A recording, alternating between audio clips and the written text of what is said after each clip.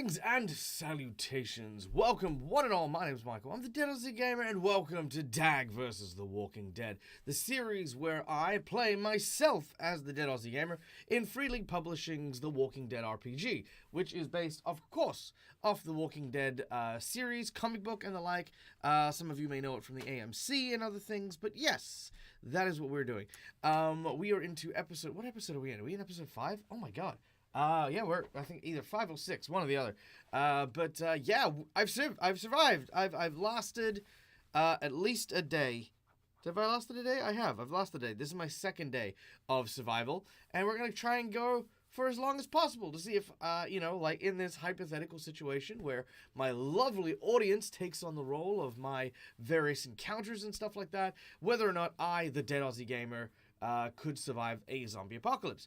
A lot of the stuff that we do today is kind of like obviously theory and loosely based on where I live, including, of course, the fact that we live in Australia, and we found out that everywhere else in the world, zombies have a, downtime, right? Because when you hit winter, the muscles, contract, and they get to a point where they can't move. So in the winter seasons, it's, you don't see the zombies as often. But in Australia, we don't have that, or at least in my area of Australia, we don't have that. So zombies are just there all year round, and in fact, it's more likely that their bodies desiccate, become lighter and faster, and maybe even more dangerous. So, yeah, fun times. Let me just turn down one of these lights here real quick, because that's just blinding me.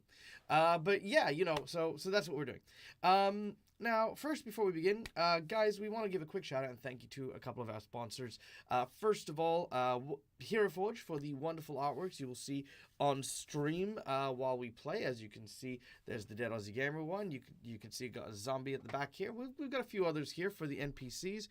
We have Powers, our gym bro, personal trainer that we found at a train station. We have Rose, who is our herbologist archer, kind of like a bit of a sharp tack, who is currently more invested in her own survival than anything else. And of course, Tanya, who is a office worker from the university, who is very opinionated and, I don't know, just I feel like her priorities are wrong in the apocalypse. But those NPCs there are all made in Hero Forge. So yeah, if you go check it out, Hero Forge, wonderful place to hang out and be. Secondly, although we are not sponsored, I do want to give a shout out to Free League Publishing. Free League Publishing designed this game based off their own system, which is a multiple D6 system. We'll go into that a little bit later on. But yes, thank you to Free League Publishing for making this incredible game that we get to enjoy. So there you go. All right. Well, I don't know. I feel like my intros normally go in a particular way because I have other players, but because it's just me, guys, let's I guess meet my character. So over here we have that's the Haven. There he is. Boom, the Dead Aussie Gamer, archetype game master. He's in his mid-30s, an Australian, average build, chocolate skinned, long black hair with a red streak. Wonder who that looks like. There we go. Let's see. Now, my character has obviously got a dog called Chief who is traveling with me. Chief is my anchor, so whenever I need to restore stress, which you can see kind of on the middle of the sheet on the far right-hand side, I have 4 out of 5 stress markers, which is a whole thing. And I'm about to go into a very dangerous situation. That is definitely, I'm definitely hitting the max stress. I don't have time to, de-stress. I don't have time to, pat Chief and have a rest. I have to, do this thing. But anyway, I digress. As you can see, there are attributes and skills that we use over the course of the game. What those represent for numbers is how many dice we roll. So if we're rolling mobility, we would roll 3 agility dice plus 2 mobility dice for a total of 5. Then if we have stress dice, we would add that number of dice as well. That's all it is. If a 6 gets rolled, that's a success. If 1 gets rolled on a stress dice, that is a failure. Which reminds me, I do need to go pick up another set of colored dice, because I was thinking to myself the other day, I need to get another color of D6s, but I didn't. So there you go. Okay, hold on. Let me just get some musica going. There we go.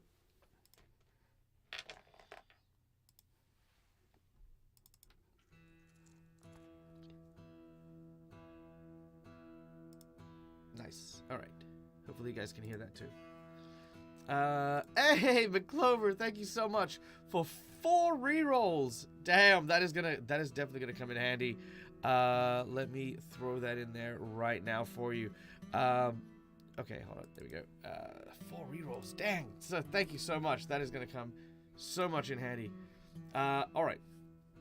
Where we at? Yes, so, boom, that character sheet, and, you guys get to, like I say, while I control myself in the scenario, you guys get to control the scenario itself. You guys can make suggestions at any point in time for where the scene should go, or what should happen in the scene, but if you want more direct control over it, as well as to help me raise funds to fix my computer, guys, there are a number of things you can do. First of all, for $5, you can follow in the steps of the lovely McClover and give us some rerolls. Because when we roll a 1 on our stress dice, getting to reroll failed dice definitely helps us out in a lot of ways.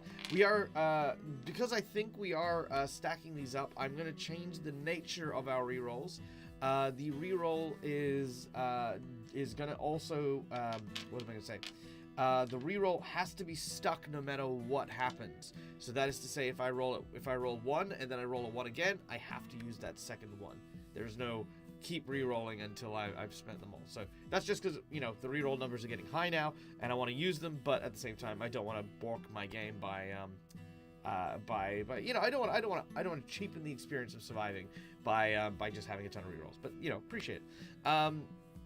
For $50, we can summon a walker. You get to describe whatever type of undead walker you would like, and you can create an encounter, and the encounter happens. So the walker is a little bit different to like the random, like just some guy shows up. You get to decide like this walker is was trapped in a lavatory. Was trapped in a lavatory, and the next time your character goes to a bathroom or the like, it will like just jump out at you. Great, fantastic. You can also say one of the walkers was caught in a giant fan, and it's just the upper body, and it's crawling towards you even faster because it doesn't have any legs. Anything you want for your encounter, you get to design, and then that gets inserted into the game. Even if you want to like add in what's happening in the scene, like Schooly Eye has done. Anna's twin wandering into the library I'm heading into. That is amazing, and there's so much I can do with that. So, you know, like, yeah, give me inspiration, and I will design your walker encounter. But keeping in mind, that's just the walker. And you'll see why in a minute. For $30, you will give me a free scavenge where I get to look for some useful items, or you will increase the threat level, which could potentially get me in a little bit of trouble. The threat levels are... There we go. These are the threat levels. Feel free to read them at your leisure, because there are quite a few of them. We are currently at threat level 1, because there are walkers inside the library that we're about to head into, but they don't know I'm there. All right, for $50, the big old $50, we have an encounter. You get to design a whole encounter. This is not just, you know, creating a walker to go into a scene, nor is it creating an NPC. What this is you get to design basically a quest. This could be, the Dead Aussie Gamer finds a clown. He works here making balloons. He is worried that his young child is in danger and needs to get around. The problem is he's got squeaky shoes. Go. And I then have to deal with that encounter and resolve the encounter. That could take up a whole episode. That could take multiple episodes. But you design whatever the encounter prompt is, and that is simply what I have to deal with. I cannot ignore the prompt, but the prompt does have to be something that is at least somewhat sensible. It can't be, Dag, you get into a rocket ship and fly to a satellite. You now have to live on that satellite watching Earth die. You know, again, has to be somewhat matching to what we're doing. Lastly, for the big old $100, the massive $100, I will either design a NPC of your choosing. You get to make up an NPC, whether they're a survivor that's going to help me, whether they're not. If you want, you can create I have no issue with you creating a specialist walker now that we're introducing those ideas, which we'll go into in a minute. Or potentially summon a swarm of undead upon my location, immediately taking us up to... number 5 on our threat scale, and forcing me to basically immediately flee whatever scenario I happen to be in. So yeah, those are the rewards. Those are the things that you can do to influence the course of the game. If you have any questions, don't hesitate to ask. Let's see. Let me go grab my giant dice real quick. Schooly, I entertain everyone. Okay, I'll be back.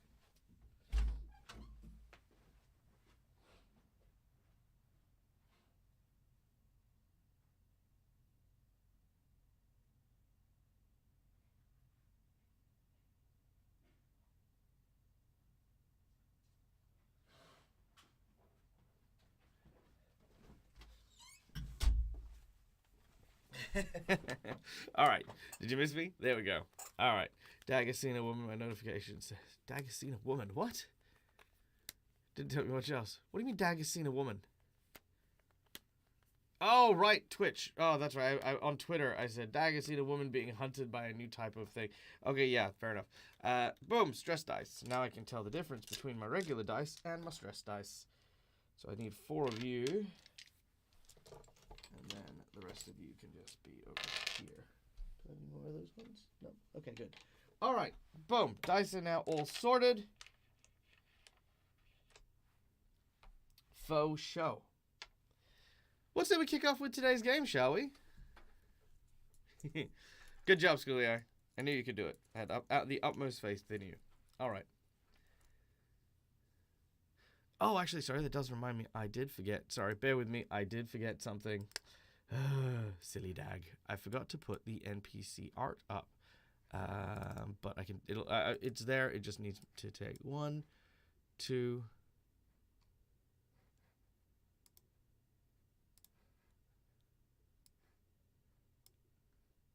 3, 4. I'll have to adjust the size a little later, but that's fine. There we go. All right, there she is, done. Okay, thank you for your patience. I just needed to do. I need to rename that one too. NPC Anna. She is a sex worker. Haven't done her voice yet, so I don't know what her voice is going to sound like. Okay. Done. Okay, good. All right. Woo!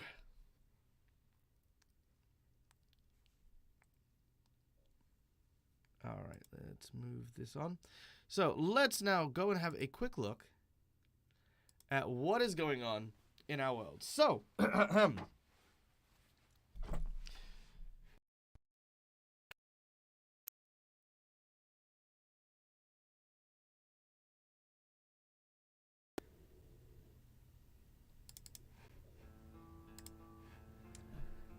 last time on The Walking Dead.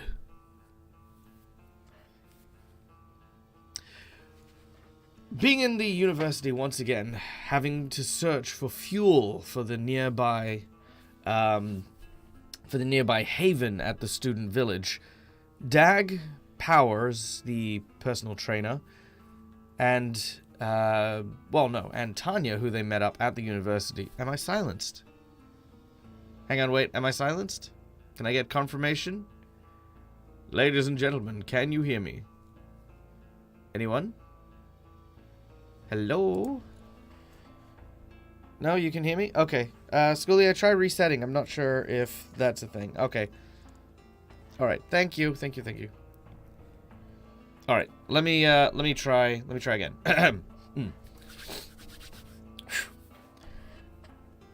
Last time on DAG versus The Walking Dead, the dead Aussie gamer in the company of Powers, the personal trainer, went back to the university in order to seek his paramour from the clutches of the undead. Without knowing where she had gone, the only course of action was to head to the security station in order to try and find out where those who were in the university at the time of the outbreak had gone to. Unfortunately, they were unable to break through the systems of the security channels. But they did notice something. A woman being trapped within the library, searching for something within the various shelves of books that were housed there. Powers, who had been somewhat injured, not critically, by the walkers during his distraction to allow DAG and Tanya to get into the security station, needed to go and save this woman. He did not wish for her to suffer the same fate that he was almost left to back at the train station when DAG selflessly saved him from the walkers. But in his current injured state, there was very little he could do. So DAG decided it would be best if he went alone to the library, attempted to get her out, and then meet up with both Tanya and Powers back at the student haven.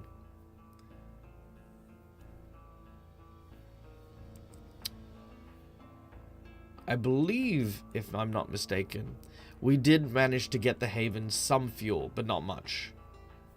We ended up getting like I think just a small like container of fuel.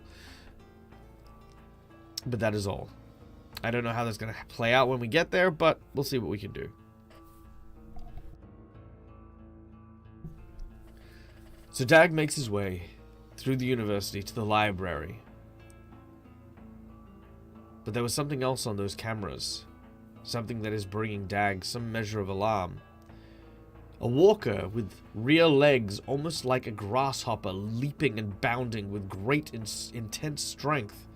This was not a walker like he had encountered before. This was something different. And what that means, well, I guess we're about to find out. So, the Dead Aussie Gamer walks into the scene. The library glass smashed and shattered. Calling out, hearing absolutely nothing from within. Armed with the sword that he had picked up from the cosplayer earlier on, DAG begins to make his way. The first thing that happens is he steps on the glass that is at the entrance. It crunches under his feet as he moves forward. Okay. This woman needs help, and god damn it, why? I mean, at this stage, I need help. Leaning down and patting Chief behind the ear. All right, listen, boy. If something goes wrong, you need to leave me, okay? You need to run. This tiny, very fluffy dog turns and just hangs their tongue out and smiles. I pat the dog again. Not enough time to get my stress back, but enough to make me, you know, feel a little bit better. As we head in. Now, the library itself is a multi-storied library. There's actually, you know what? On that note, Schooly Eye, dog paws actually have a lot of callus on them, and glass, as long as it's flat, won't, you know, cause any problems to people. You can actually, like, I mean, yeah, you can walk on glass as long as it's not, like, you know, curved or anything like that, which this is not. So, as we go in, looking around, there are multi-stories to this library. A large, massive, and proud staircase connects all three, and you can see, even from here, just the number of sheer categories of books that now fill this massive space. If I called out now, I'm sure she would have heard. But so too would the monster that was also lurking somewhere inside here. We're going to make a stealth check in order to try and sneak through. I mean, if she's already dead, there's no way I should out myself, for sure.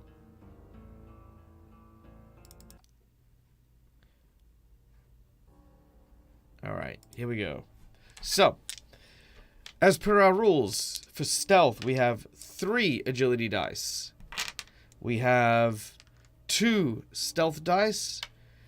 And we have a whopping 4 stress dice. Alright. Wish me luck. Here we go. Okay. Not bad. So, I have 2 successes and no failures on my stress dice. Which means that, at least for the time being, DAG moves through the library quietly, steadily, unseen. But this does not tell me where this person is. As I make my way inside, I look to my left and right, trying to get my bearings on this place. Truth be told, while this may be my local university, I have not been here, and most importantly, I have not been in this library.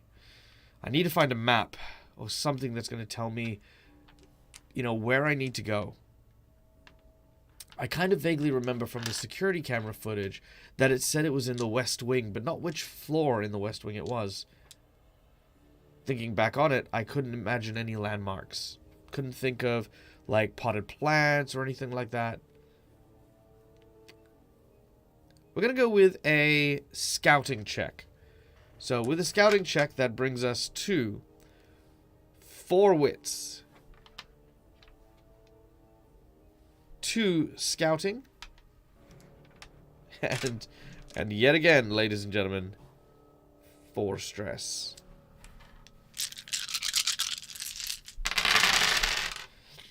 Alright.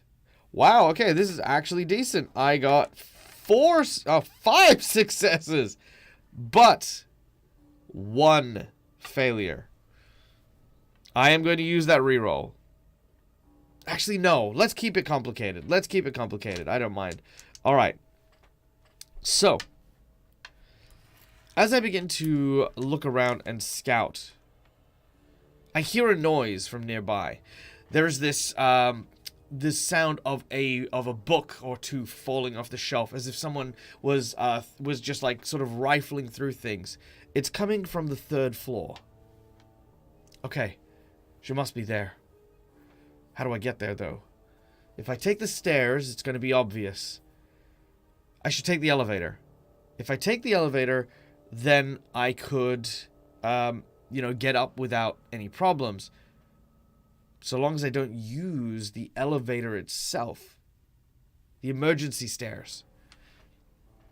Thinking about the emergency stairwell, DAG makes his way over and opens the door. As we have rolled a 1 on our complication, all of a sudden, a siren blares. Ooh! Ooh! Ooh! As it continues to roar through this place. It is a fire escape. And usually when they have certain fire doors, as soon as you push them open, if you don't notice, it will trigger a fire alarm. So sure enough, even though I know exactly where she is, the fire alarm has been triggered. This is going to draw walkers in, increasing our threat level from 1 to 2, as the walkers, not just in the library, but outside of the library, now stir and make their way in this direction. Shit, shit, shit, shit, shit. Okay. I decide to run up the stairs. I got no time. I can't wait. I mean, I could leave now, but that's too risky. Far too risky. I sprint, making my way up as fast as I can. Let's see. Chat. Are there walkers in the stairwell? If so, how many are there? Throw out a number between 0 and, let's say, 5. Between 0 and 5, how many walkers are in the stairwell? Also, Frog Hemoth Legs, g'day mate, good to see you, welcome in. It's been a while, I hope you've been well. Hope you've been keeping in good health and in good nature and all the things. Alright, we got a 1, we got a 2, we got a 2, we got a 2, we got a 2, so there are 2 walkers in here. Okay. Alright, I think we can go with 2. Unless there's some outstanding number that's going to be thrown out there. Alright, with 2 walkers up ahead. I could fight them. I could go in and directly just start cleaving them, but the noise is coming from everywhere, not specifically the door that I came from. So these walkers are angry, agitated, and confused, but they haven't seen me yet. I do need to do something to get past them, though. Should I try for close combat? Should I just try to swing my sword? You know what? Screw it, I don't have time. I'm quick decisions. Okay. Would Power and Stanya still be trying to monitor me on CCTV? Or all the cameras down now? They could subtly help to direct me. No, Schooly Eye. Unfortunately, we told them, because of Power's injuries, to go to the car that Tanya had and to try and drive back to the student village. That's what they're up to. Which, of course, this would help them as well. So there's that as well. This would likely make it so that they can do that safely. So there you go. All right. Yeah, I'm gonna try and kill this thing. Okay, so I got 3 dice for my strength. I have 3 dice for my close combat proficiency.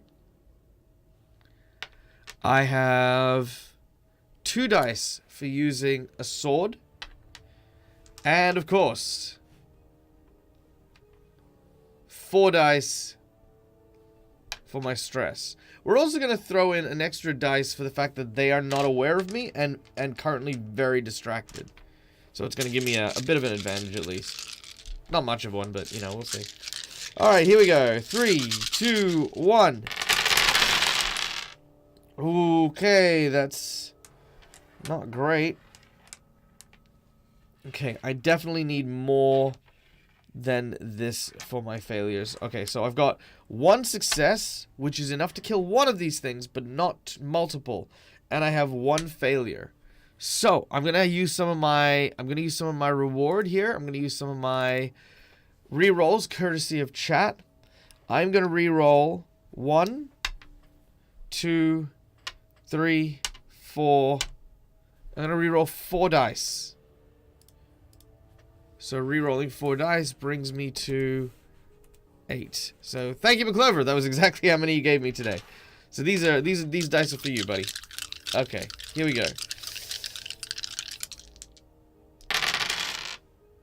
Oh, thank God. Okay, so 2 more successes and no failures on my stress dice, which means dragging out the sword, I move forward, and with 1 swift cleave, I chop one of these zombies' heads off, and as the other one turns to face me, drive that second attack straight down vertically into the skull of the zombie. Both of them land with a thud that is drowned out by the sounds of the siren on the stairwell. Ooh, okay. Okay. I feel like I'm getting good at this. I put my foot on the face of the zombie as I wrench the sword from the skull as we need to keep moving on. I continue to climb up the stairwell. 2nd story, 3rd story, and I reach where that door is. Okay. Very quietly, using stealth yet again. 3 agility, 2 stealth. 4 stress. I'm going to try and sneak out of the stairwell and into the 3rd floor. Okay. No successes. Just straight up no successes. I'm not going to reroll on that one. But as I open the door, immediately crashing into me is a woman who is heading for those stairs as well. Ladies and gentlemen, may I present, and let's make this bigger so you guys can see this beautiful artwork. May I present Anna. Alright. As I come out at the same time as she's trying to come in, we crash into each other hard. She looks at me and she says, ooh, what does she sound like? Oh, actually, hold on. I've got something. Let me try this. I don't know if it'll work. Please let me know if this is grating or if it's in any way just distracting. Because I don't want this to be distracting, but I do have this new thing that I am going to maybe try. So we'll see. Okay.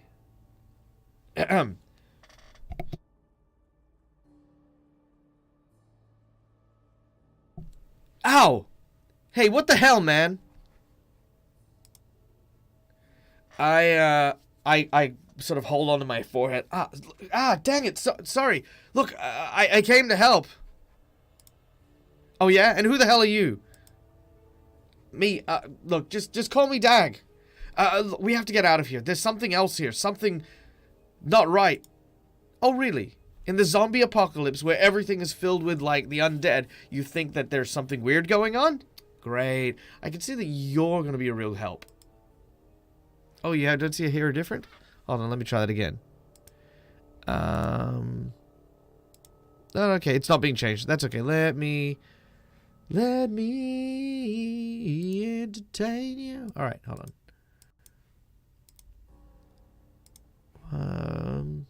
Is that not working? Let's try that again. Testing. Hello? Yeah. All right, interesting. Okay, hold on. Let me try it again.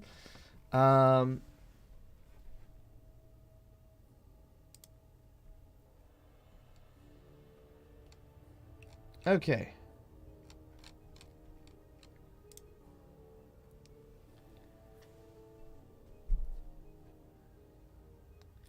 Alright, hi. Does this change my accent at all? If it doesn't, then I'm giving up on this. Absolutely giving up on it. I can't even at the moment. Did that work? Maybe?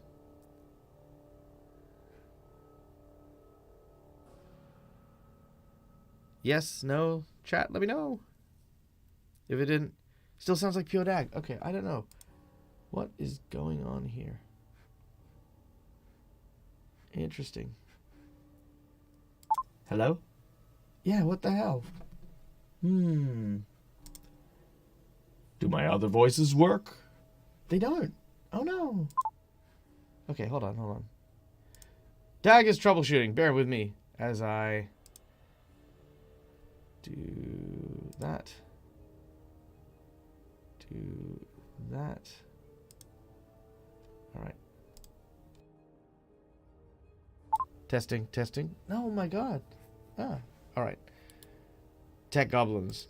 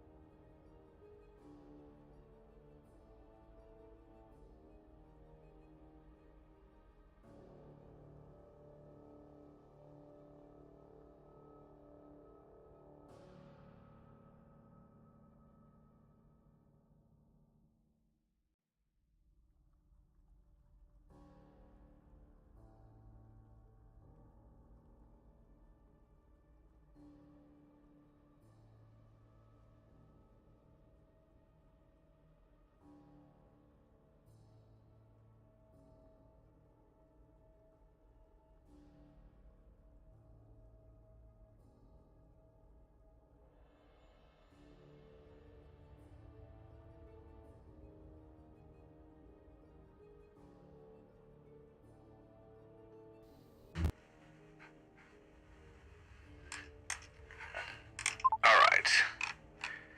Okay, let's see if this works.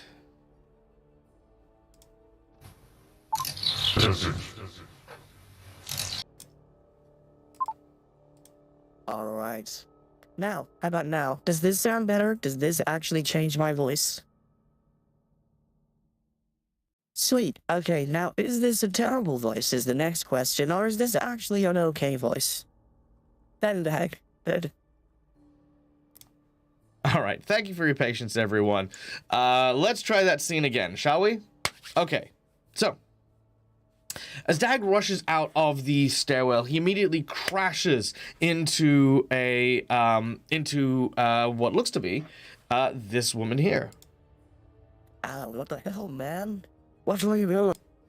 Hey, sorry. Hey, actually, I'm here to help. You're here to help? What do you mean you're here to help? Who are you?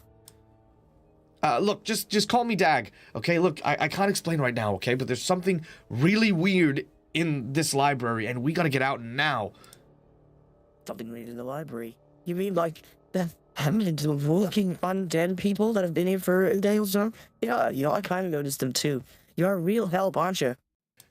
Oh, hey, look, no, that's not what I mean, okay? Look, there's something else here. There's something, I don't know, different. At that noise, at that word, suddenly a noise comes from the bookshelves behind where they are. As this huge kind of like long elongated arm sort of breaks around the edge of this like kind of bookshelf. Another one reaches at an impossible angle along the top and hoists what looks to be an undead face up and over the bookshelf. DAG puts his finger to his lips to signal for them to be quiet. Chat, you guys decide. Is she quiet? Does she remain quiet, or does she panic? What does she do? You guys are in charge of our NPCs, so I don't get to choose what she does. I tell her, be quiet. Oh, I don't say anything. I'm just going to be like, shh.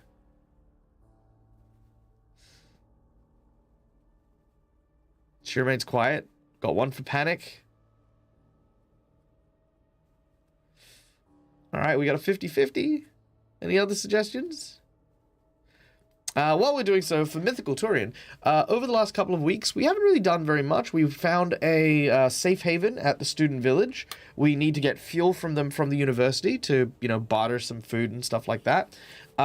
We couldn't get into the security system to find out what happened a few days ago in order to track down my partner, but we did find this woman who was in the library snooping around.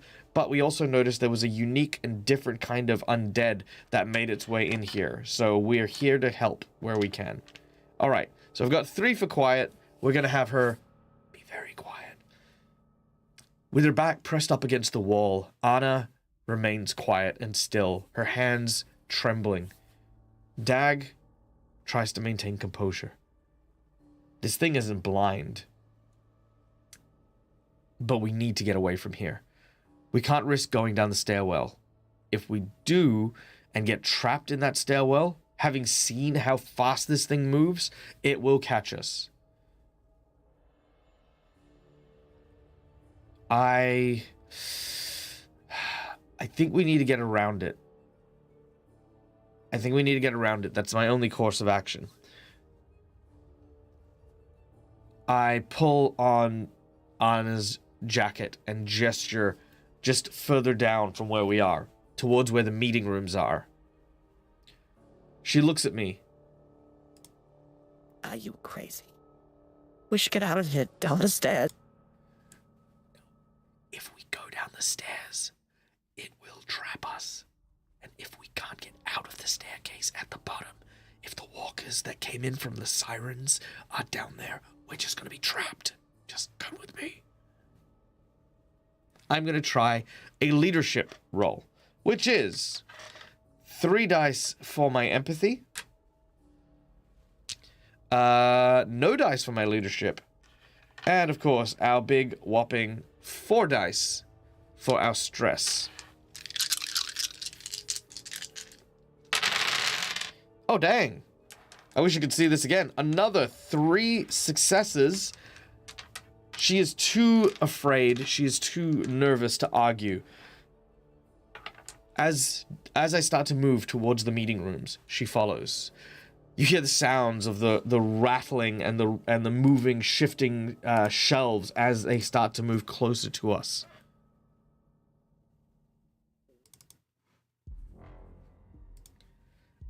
This way. Crawling on hands and feet. The bookshelf.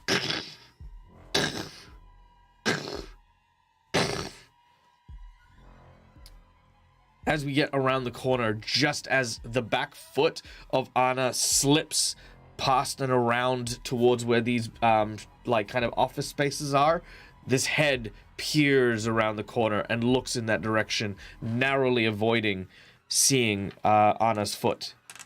We're gonna roll a stealth to try and get into the office.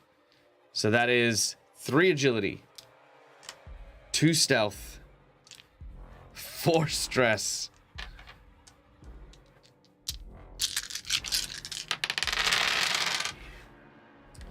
The dice are fire today. That is 4 successes. Opening the office door and slipping into one of the meeting rooms in the library, DAG closes the door softly. There's that very soft latch. And as it does so, the zombie's head starts to scan through the area. Now, these office spaces, in the center of this room that is kind of like almost built like a tube, I guess, with glass coming down from the ceiling, a little bit of like the sort of dividers, I can't even remember what they're called, but they're office dividers almost, and a door. There's a table in the center where people would study and do research. This is kind of like what the meeting rooms are like. Jesus. Okay. Whew.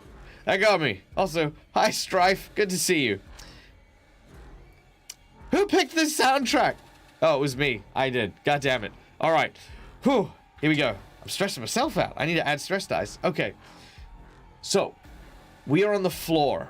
Our backs leant against the door, but directly above our heads is glass. This creature could potentially see in if it looked in and looked down. As it starts to make its way, we can see the shadow of this elongated zombie. Its legs, almost like kind of like stilts, moving and bounding it forward. As it starts to look around, we could hear it just behind us. I'm going to try and slow my breath. I'm going to try and keep as quiet as possible. This we're going to go with a wits endurance check. So this is about keeping our head together. So this is 1, 2, 3, 4 for my wits, 1 for my endurance, 4 for stress. Okay. 1 complication. I'm gonna re-roll it. I'm just gonna re-roll 1, I think. What type of zombie is it? I don't know. We haven't seen this one before. Actually, I'm gonna re-roll 2 dice. That's what I'll do. Thank you to our chat who has donated for the re-rolls. I'm gonna re-roll 2 dice here. Okay.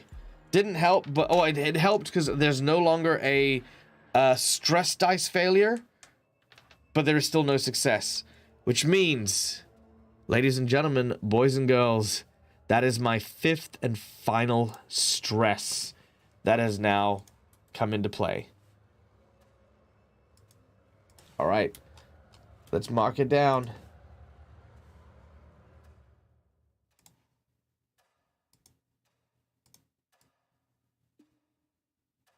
All right, what happens? You only hear the musical peaks? Okay, hold on, let me boost that up. I kind of try to be cautious with the music just because it can be quite loud. Hold on.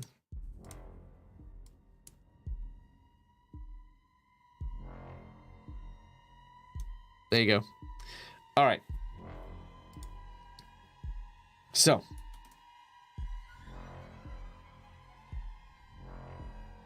here we go. Let's this is stressing me out again. We are gonna go find out what stress does in this system when we hit 5 stress. All right, here we go. Stress and anchors. Okay, handling your fear, yada yada yada. Breaking points. Okay. Overwhelmed. Let's see. All right. We need to roll a d6.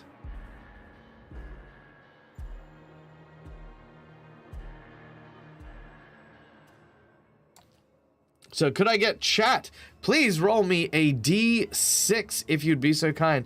Hey, welcome in, Immersion. Good to see you, my friend. Thank you for coming in and hanging out. We are playing The Walking Dead. We are dealing with the stress of being hunted by something.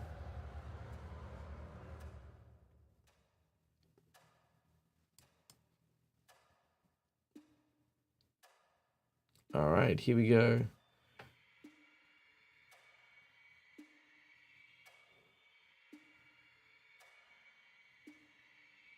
Up. All right, let's see who, what our stress is. Oh, God. Okay, calm down. So this is what was spooking me before. If you missed it, It's still spooking me now. Okay. Okay. I got it. So, let's see. I'm gonna roll on this. Here we go.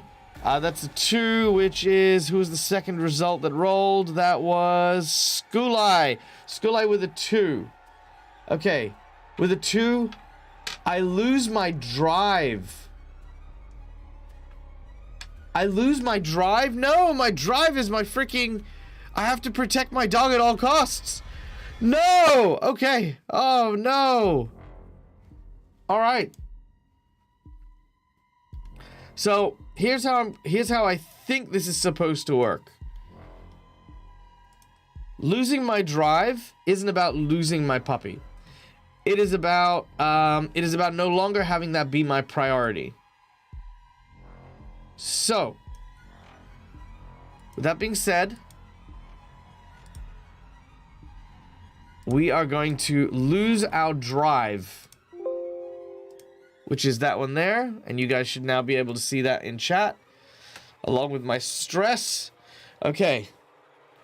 At this point, Chief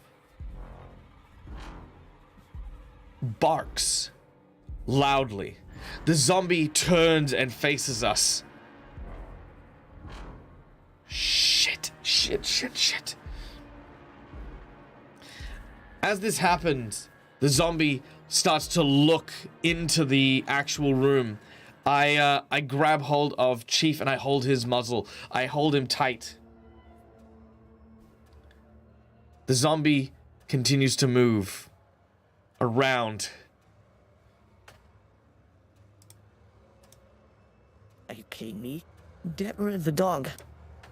I shake my head. Get rid of the dog. He's gonna get us killed.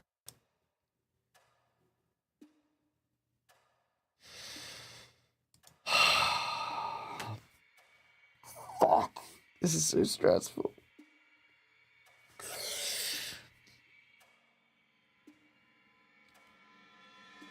Alright. I can't do it. Alright.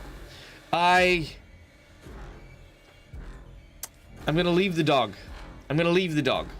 Because the drive that I lose is I will protect my dog. And that's right. I will not protect my dog. I'm gonna give my dog to Anna. And I turn to her and I say, there's a safe haven. The old student village. Next to where the groceries are.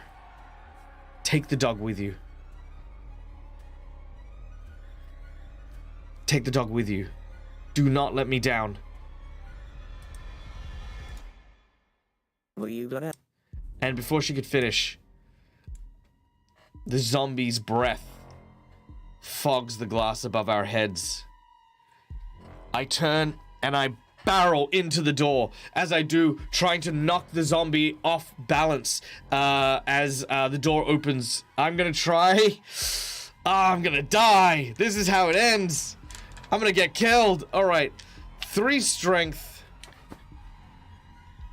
3 dice for strength. 3 dice for close combat. I can't even use Chief here because Chief is not gonna be with me. And 5, count them, 5 stress dice. Okay. God damn it. Okay. I've been rolling well. That did not roll well. Okay, no failures, which is good. But I need this to succeed.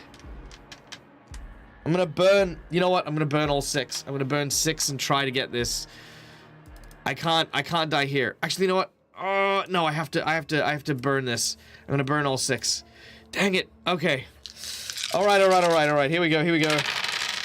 Yes! Alright, 2 successes, which is exactly what I need, because this thing is more difficult than the regular zombie. So this creature, you know, as I barrel into the door swings open and knocks them off balance. They tumble into a bunch of the books, the kind of like small sitting, you know, lounge chair, stuff like that. And you watch as they topple over.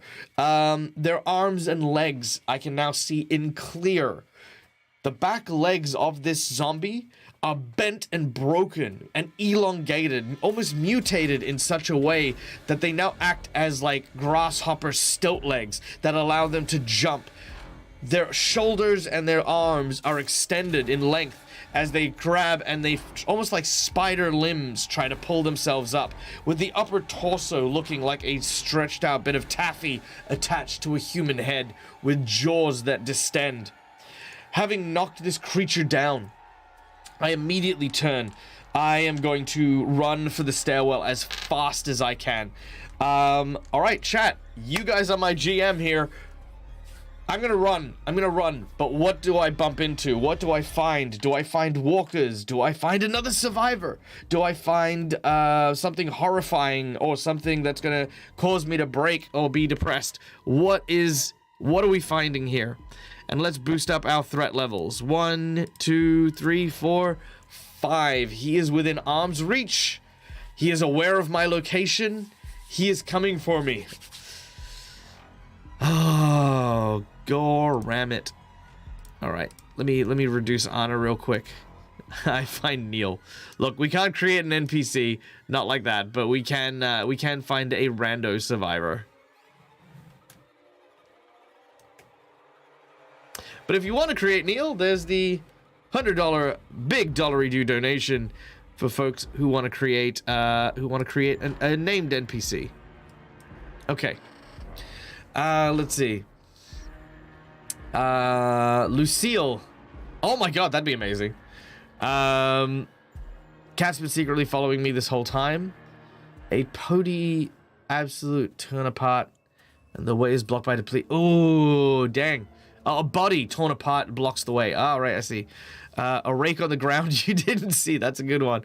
I have my cat on the keyboard. Oh, that's cute. He never said he said to be an NPC. Can you find out something rather than finding out something? I can Creative Garden. Absolutely, if you've got a suggestion. Hey, Odd Bandicoot. How's things going? Yup. Okay, let's see. So, we went to the library to go and try and save this person, Anna. She's being hunted by a bizarre form of walker, which has the kind of elongated limbs. It has found us, for sure, and I have managed to open up the door of the place we were hiding and knock it off balance, and I am now running. I am running so fast, and the chat is now deciding what I bump into. So, here's what we're going to do. I'm going to marry a couple of ideas here. We're going to marry the idea between the garden rake and the dead body. So, in the library itself, there is a, yeah, it's the creepy cam zombie. Yeah, that's the exact one. All right. It's a gardener. It's one of the people who look after the greenery and things like that in the university. He is dead. He has been torn apart, ripped asunder. I turn around the corner. I'm kind of grabbing onto the wall so that I don't overshoot the corner as I turn it tight as I can. And I keep running. I am moving as fast as I can. But what I don't realize is that this gardener that has been torn apart is right in front of me. I slip in his blood and land hard on my side. The rake itself that I land on flips over and smacks me in the jaw. Oh yeah, Myth, where we saw this creepy zombie, the one with grasshopper legs. We saw it on the cams, which is why we came here. But it was obviously from far away and not right up close and personal. Okay, so I need to get back up. We're gonna go with agility. There we go. Agility. Sorry, that wrong dice. 3 for agility. 2 for mobility, and 5 stress dice. Okay, let's make this happen. Okay, not bad, but I do have one complication. Oh my lord, thank you, Calindria, for coming in with 10 rerolls. Holy shit, that is amazing. I'm gonna use one of them right now because I do not want to die. So 2 successes is enough to succeed, but with that, I'm gonna just re-roll my 1. I re-roll it to a success. That makes 3 successes. All right. As I hit the ground hard, oh my word. Oh, chat, do I want to play dead? I don't know how that. No, yes, no. Yes. Okay. I'm going to grab some of the guts from the janitor, and I'm going to start, like, rubbing it onto myself. And I stay perfectly still. Fuck. Okay, yeah, I'm gonna stay perfectly still. So, stress. So much stress. So we're gonna do this. This is gonna be a wits duel. This is gonna be about me staying still. So, wits. No, I gave Powers the, I gave Power. No, actually, no, you're right. I'm wearing the suit. Was I wearing the suit? No. Was I? Hold on, wait. Is it on my sheet?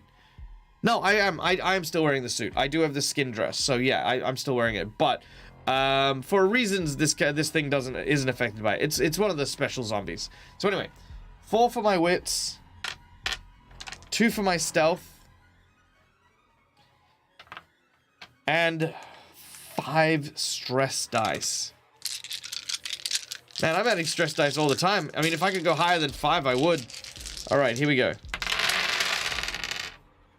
All right, not bad, but not a success. That's only 2 successes. I need a 3rd in order to make this work. So I'm going to use 3. I'm going to use 3 more of those rerolls. I'm going to use 3 rerolls and try to get that 1 last success. Okay. I'm not going to tell you what I got. Let's go into the scene. I lie there in a pool of cold blood. The smell permeating my senses. It's quiet. Deafeningly quiet. When suddenly there's this tapping, this gentle tapping.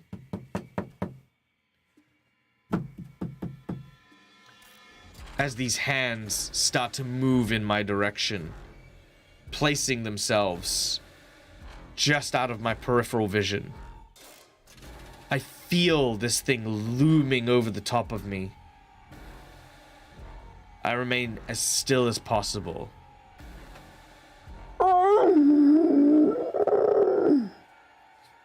The walker comes into view. Probably a young student at one point or another. It's still wearing a torn-up hoodie dripping with blood and viscera. Its rib cage is exposed from beneath its chest.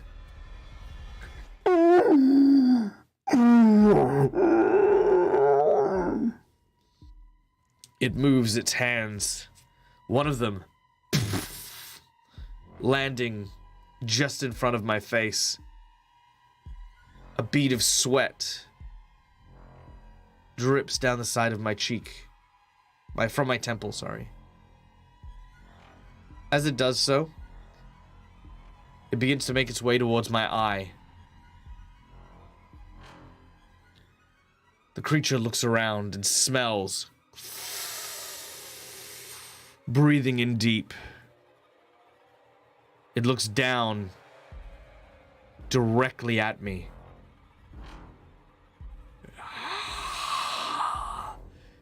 Saliva from its teeth begin to drip down. It moves swiftly and suddenly, teeth agape down in my direction, and there is the sound of a biting chomp.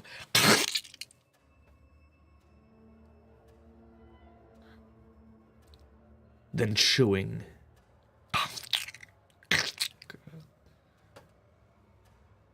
My eyes shut as I feel drips pouring down my cheek.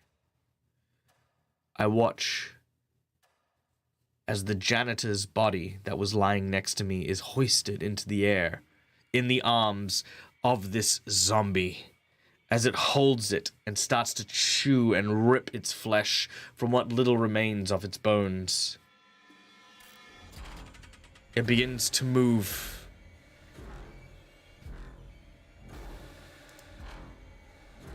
And for the time being, at least, it is occupied.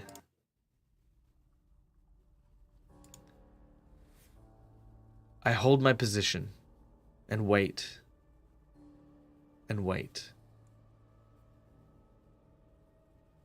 The scene of carnage is indescribable, but inevitably it is over, with little more than a few raggedy bones lying.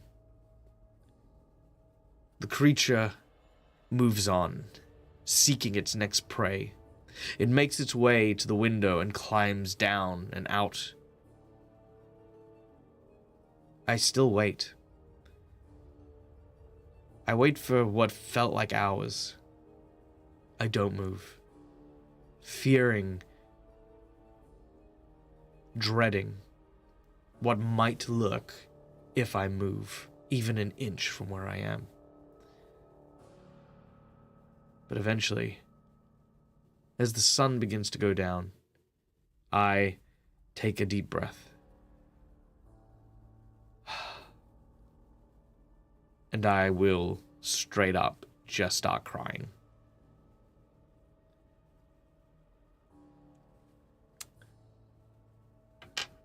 A short time passes, and I get up to go back to the meeting room to see if Anna and Chief are there. Chat. Did Anna and Chief stay behind? Did they stay in cover? Or did they use my distraction and make a run for it? We don't know where they've gone, but let's find out.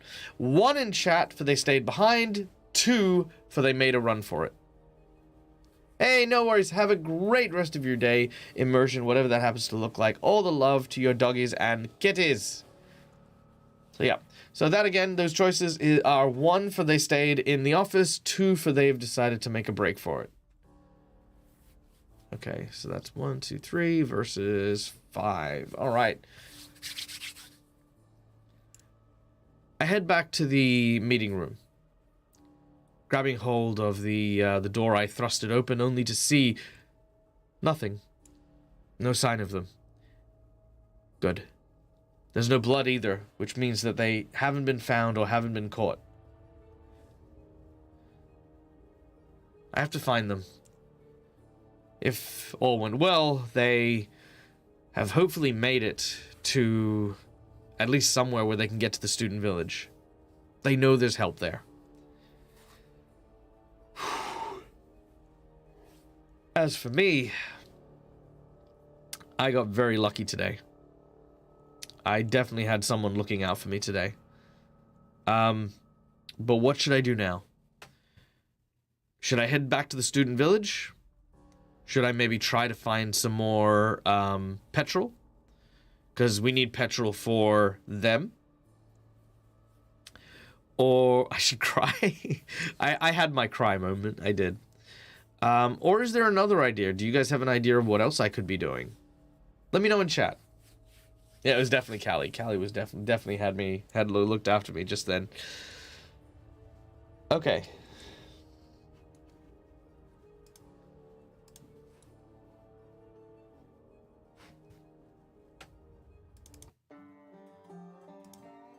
Ooh, okay.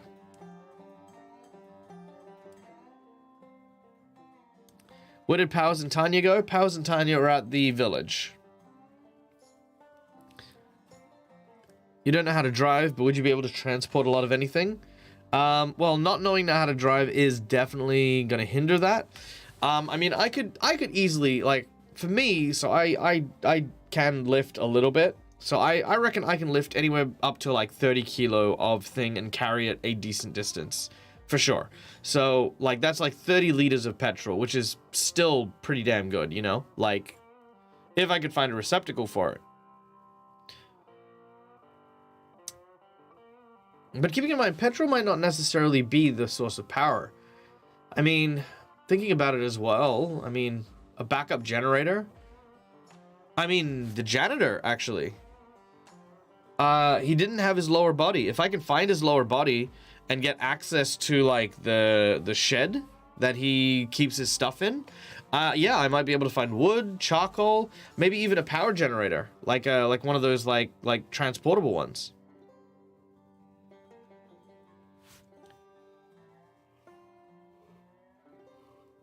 What do you guys think? Should I try for the janitor? Should I try for petrol? Should I head back to the safe haven? What do you reckon? Man, I'm in tears. This fucking... Oh, man, that was stressful. Also, by the way, that last roll, I got 3 successes on the nose, which is exactly what I needed to avoid getting caught. So, that was tense. Hey, thank you so much, McClover. Am I okay? I'm okay. Just, you know, I'm feeling it. It's you know, like, this character is very close to me, as I'm sure you can imagine. So, you know, there you go. Rose would look down on me for, like, okay, returning empty-handed. You are absolutely right. She would give me the business if I came back with nothing. Oh yeah, I can remove the zombies. Yeah, thank you. I can definitely lower the threat level here. So we are now... I think we're clear, actually. I think we're actually clear. Like, there aren't actually any zombies in the area that I'm in. So there we go. Whew. Chat decides threat or scavenge. All right. I'm going to put up a poll in chat. So just stand by for that. But, imagine you'd not want to show up with empty-handed. Okay, cool. So I think the consensus is we go find something. Okay. Let's start by looking for the... Hold on, let me just get this poll up and running first. McClover donation. Scavenge or threat increase. There we go. Put that in there for 2 minutes. It is on the clock starting now. Get your votes in. All right. So, I need to find the lower half of the body. So let's start with that. Or maybe I need a rest. Yeah, I think I need to calm down. I'm gonna... but it's nighttime. It's gonna be hotter in the dark. Okay. Yeah, maybe go de-stress.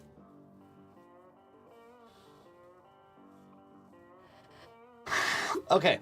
I'm gonna go de-stress. That's what I'm gonna do. I'm gonna go... It's a library. I'm gonna read a book. I'm gonna find the anime section. Yeah, I'm gonna find the anime section. I'm gonna go pick up... What was I reading? What am I reading at the moment? Oh, I wonder if they've got records of Ragnarok. Oh, actually, you know what? Let's do some like ambient story setting, okay? There is a manga called Hero, which is set in a zombie apocalypse, which is really cool. Maybe I'll get some ideas if I read this. So let's try that. All right, so let's go with wits. So 4 dice for that.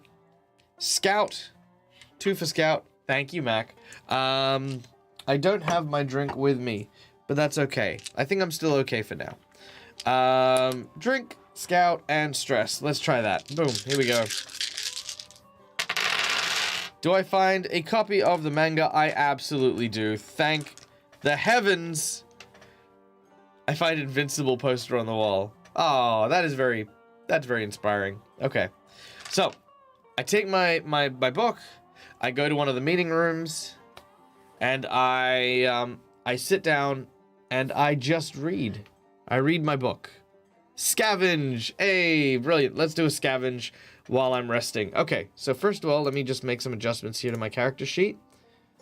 So first of all, we are going to get rid of my stress. My stress gets lowered by 1 because I'm doing a, you know, de-stressing thing.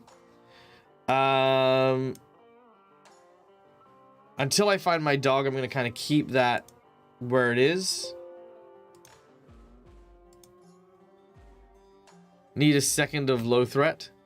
Yeah, that's true. I definitely do. But here's the thing. Like, that's kind of like the flavor of The Walking Dead, isn't it? Like, you know, like not really getting a chance to catch your breath, all those sorts of things. It's like, yeah, it's part of it. All right, there we go. All right, so I've lowered my stress by 1, as you guys can see there now. Okay. Yeah, you know what? You're right. Guys, let's take a pause here. Let's take a beat. Let's take a beat. You're absolutely right. I'm not gonna lie. I am very, very stressed out. That scene was amazing. I'm very proud that scene went the way it was. Absolutely. Yes, Invincible was a comic by the same author, Robert Kirkland. Amazing, like storyteller. But yes, very stressed out. It was a very, very good scene. I thoroughly enjoyed it. But you're right, Mac. You're absolutely right. Some aftercare is definitely needed. So I'm going to quickly go grab a drink of something. I encourage you to all do the same. By the time I return with my drink, you guys will likely return with yours. So a few moments. Let's go. Let's do the thing. And then we will continue because we do have a little bit more to go on. So yeah, we might go a little bit later as well. So maybe about 10, 15 minutes later. So yeah, okay. Here we go.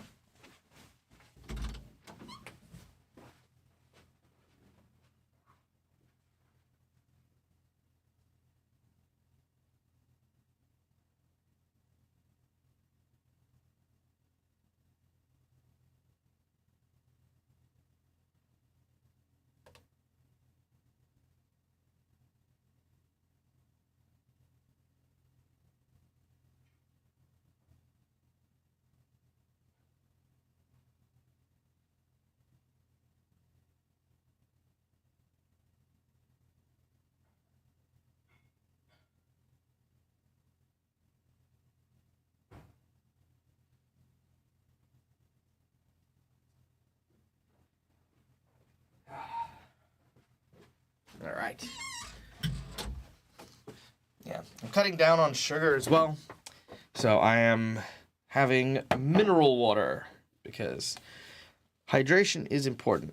I've also started taking sparkling mineral water because, like, when you, like, are cutting out, like, well, I'm not, like, cutting out as in, like, entirely removing it from my diet, but I'm trying to replace as many sittings, I guess, of, like, fizzy drinks with just fizzy mineral water because, you know, it helps kind of like take that like ingrained behavior element out, but it's still just water, you know, so it's like it still feels like fizzy drink, but it, you know, is not as bad. But yeah, but I'm all about moderation, so it's not like I've cut out all sugary drinks entirely. Just instead of having like a sugary drink like 2-3 times a day, I'm now just having it like once every couple of days. So yeah, it's been good. Okay. Did you guys enjoy that scene, by the way? The horror scene with me almost dying? Like, did you guys like that? I kind of really felt like I got into it in that moment, you know? Like, it was really intense. It was so intense. Oh, thank you. It was stressful and a wonderful story. Thank you so much. I'm gonna have nightmares. Oh man, yeah. You know what? And the thing is, it's, you know, like whenever I visualize this game in particular, I'm visualizing myself in these situations. You know, very edge of your seat. Thank you. Yeah. No, absolutely. Oh, okay. Me counting the sugar amounts in seconds per hour for coffee. Yeah. You know what? Here's the thing. I think when you look at life and all the things that you enjoy, all the vices and all the things that we measure, moderation is all about. It is what it's all about. It's never a case of never do these things or never, you know, like enjoy life. I mean, that would suck. If I cut out sugar entirely, which I had to when I did my Guinness World Record, which I didn't win, by the way. So FYI. I attempted it, and I didn't get it because we messed up the paperwork, but I went on a massive diet to remove sugar from my intake, and that was hard. It was very hard. Didn't realize how hard it'd be. But then once it got to the end of it, it was like, well, do you want to remain sugar-free? And I'm like, no, it's fun. It's enjoyable. We are here for a fun time, not a long time. Exactly. 100% Strife. You know, like, that applies to certain things. Like, you know, don't go hand gliding with, like, you know, bags filled with grenades, for example. Like, okay, you don't need to do that for, you know, fun. But absolutely, don't deny yourself the pleasures of existence while you're here. If we lost the dog, you would have left Discord. I hope you understand. Dude, I would have left Discord. I would have closed my channel if we lost the dog. No. Because the thing is we didn't lose our anchor. Because the dog is an anchor. We did lose our drive, which just happened to be, I will protect my dog at all cost. So in my case, giving the dog to Anna to protect fulfills that category as well.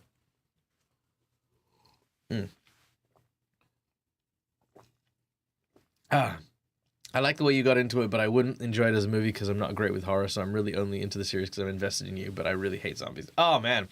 Well, thank you. I appreciate that creative garden. I do. I think storytelling's a little bit different. While it can get very vivid and very stressful, you know, you can't stop a movie in the middle of it. And the thing is I think movies also thrive off startling versus a good story, which kind of drags you into the scene and makes you feel empathetic towards the main character, in this case, me. But there's something to be said about how evocative storytelling can be, you know, especially like this. What would we have to roll to lose the anchor? I don't think we can. Looking at the chart that I was looking at, when you're overwhelmed, you either lose your drive, you become shattered, or your issue changes and you gain another. So that's what happens. So right now our issue is we're low on power. The issue changing might be I'm going to die, or for whatever. Shattered means you stop losing your mind. So you develop the ability to talk to dead people. You think walkers are alive. I want to die. Emotionally shut myself off. Involuntary rage. There's like a number of things that happen if I break, basically. So no, there is nothing that'll force me to lose my anchor, I believe. Oh no, there is a breaking point, sorry. If any of these things happen during your session, you immediately become overwhelmed. So if my anchor gets killed or disappears... Oh no! If my anchor gets killed or disappears, it is another break, technically. You kill or brutally beat someone who can't defend themselves, you're broken by damage, you have some point during the session, you've accumulated 5 stress. Damn it, I do hit another breaking point! Oh no! I have to go back and try to get Tim from the garage. I do. All right. Can I get everyone in chat to roll me another D6? I actually legitimately have hit another breaking point because the dog's gone. It's not here. Damn. I didn't even realize that. Yeah. So anyway, yes. No, there's no way that forces you to do that. But 1, 2, 3, 4. Any others? Let's go. 5. All right, first 6 people. Let's see what we get. We get a 4. A 4 was, let's see, 1, 2, 3, 4. Calendria with I will lose my drive. Okay. So with I will lose my drive.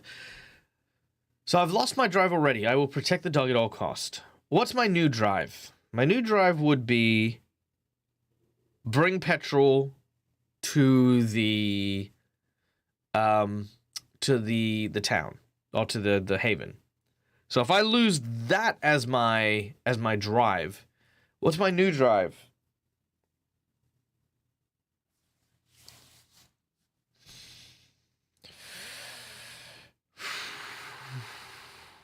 Okay. I don't want to stay in the haven. I think that's what's going to happen here. I've decided here and now, the university is too dangerous. There are now mutant walkers that are here. I have to leave. Find books that might be helpful? No, that's good. I think straight up, my drive has now changed. Let's move this along here. There we go. So we're going to go with I will protect my dog at all cost. The drive has now changed to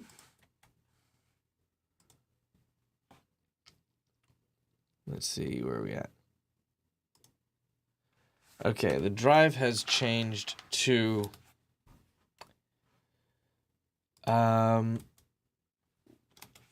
leave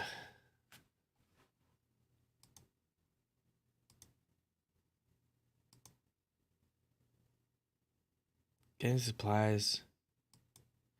Gather the supplies and talk about getting back to safe or destroy a mutant zombie at all costs. Oh, damn it. That's a good one, Strife. Frick. Yeah, that has to be it. Kill the mutant. Fuck. Kill the mutant walker. That's a good one. That is far too good. Yeah. Okay, I love that. I love that. That is definitely the new drive. I have to kill this mutant walker. Hey, Byron Rock, good to see you. Okay. All right, well, guys, it's up there. It's on the wall. I love that. That is... I will not leave here until I kill this mutant. So, straight up, I'm going to decide here and now to not return tonight to the safe haven. So we're not going to the safe haven tonight. I'm going to rest right now and restore some more of my stress. So there's that as well. So I'm going to restore my stress, and I need to come up with a plan. How do I kill this walker?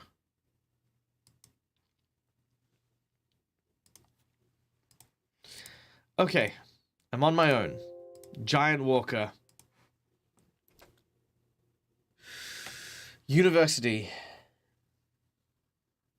University has a swimming pool. If it goes into the swimming pool, maybe it won't be able to come out. No, that's dumb. I could go to one of the frost labs and freeze it. Like, you know, where they keep all the corpses for, like, all the medical studies. I could try and lock it in there. If I do, and it's locked in there, freezes. Could go to the science labs, get some liquid nitrogen. Literally do that with, like, just pouring liquid nitrogen on it.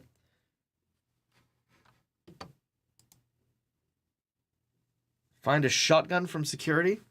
We've been to security, and all they have are the little baton things. They don't have guns. We checked. We do... Okay, so here's the thing. We have claimed a scavenge. So scavenge is still something that's happening courtesy of our donation from earlier. So we can scavenge somewhere, which is going to be useful. Find the dog, trap the walker, set fire to it. Okay, well, I can't find the dog yet because I know where the dog should be. But our new goal isn't to find the dog, unfortunately. Our new goal is to kill this thing. Enough chemistry to generate a flamethrower? I think I would know enough rudimentary chemistry. I mean, we've already established that there's a glass blower and a forge here somewhere in the university. We established it earlier on. Blow it up, make a fertilizer bomb? Yeah, okay, so I don't know how to make a fertilizer bomb, so I will go out and say that. I don't know how to make one of those. But the janitor's shed could be a good place to start. I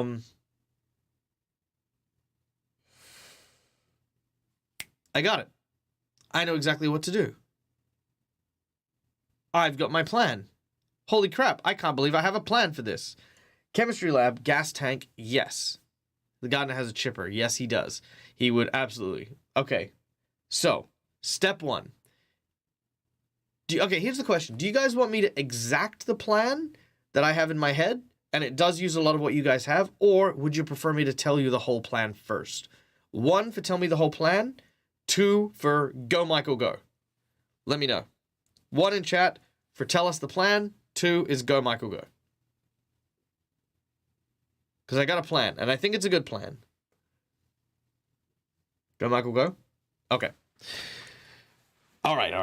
Here we go. Let's get some music going on.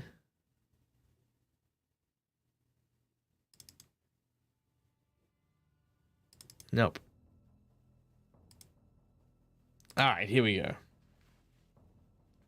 Okay. As I'm reading my comic book, chewing on one of the protein bars that we managed to get from one of the lunchrooms, I begin to think and ponder. I rip out a page from the book and turn it over, and pulling out a pen, I start to scribble some notes. Scratching my head, I try to plan out and plot a few certain angles and places to go. Alright, looking outside, it is dark. It is probably maybe like 7 p.m., 8 p.m. I'll still be able to rest tonight as well, but I'll need to move now. I open up my backpack and I begin to search. I take out my wind-up flashlight. I think I'll leave most of my backpack stuff here. Mostly because, actually no, I'll take it with me and I'll leave it at the security station. That's what I'm gonna do. Okay. So, I make my way out into the dark, trying to stealth around as I remain quiet. Stealth, 2 dice, agility, 3 dice, and 3 stress dice. Nice. Okay, 2 successes, no failures. I start to make my way forward, moving quickly and swiftly in the dark, every now and then using the torch only to try and get my bearings here and there. Let's scout the area real quick to see if I know where everything I need is going to be. 4 dice for my wits, 2 dice for my scout, 3 dice for stress. Okay, 1 success. It's hard, but I managed to find the locations. First location. I make my way over towards the janitor's locker, or the janitor's shed. Oh yeah, that's true. Thank you. I will turn that into day 2.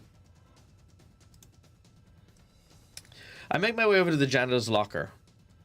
There are a few zombies and walkers around still, but I managed to get through them and past them without too much trouble. They haven't noticed me and they're not obstructing me. I take out from my backpack, let's see. I'm going to take out...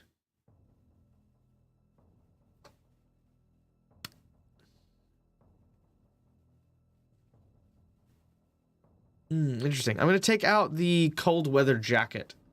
And I'm going to soak it in water. And I'm going to get a stick from nearby. A thick stick. I'm going to slip it into where the lock is. Where the hook is for the deadbolt. And I'm going to tie it with the wet fabric. And then I'm going to start turning and twisting it. As I twist it, the pressure on the wet fabric keeps it together. And as it pulls, I then pull downwards and break the lock here. Or at least that's the attempt. So, strength, force, and 3 stress dice. Nice! Okay. There is 3 successes here. As the lock breaks, the janitor's area is opened. And sure enough, as I look around, I need my audience to tell me if I find the following things.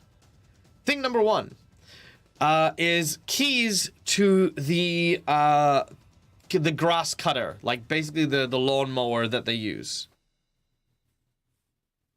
Cold jacket, no P, don't break, no P jacket break locks. Good, yeah, there you go. Keys, yes, yes. Okay, so there are keys to the lawnmower. Great. I take the keys, I place them in my pocket, which I'm gonna add to my character sheet real quick. Okay, second thing I'm gonna look for.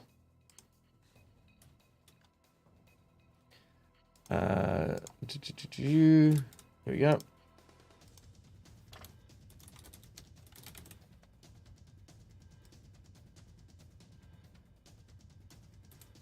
Okay, car and lawnmower keys. Okay, so. Boom. Okay. So I'm gonna make my way and look and see if there's, okay. So whenever they try to put in, like, wooden struts into, like, a sports field, there's a large metal pipe with almost like a cup made of metal that they stick into the ground, they twist it, and then they pull it up in order to pull out wedges of like dirt and soil up.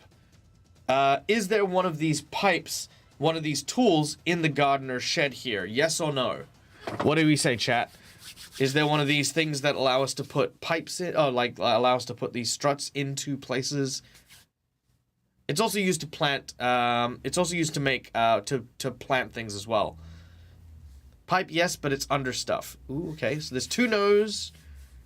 1 yes, but complicated, I guess. Any other votes for this? 2 yes, 3 yes.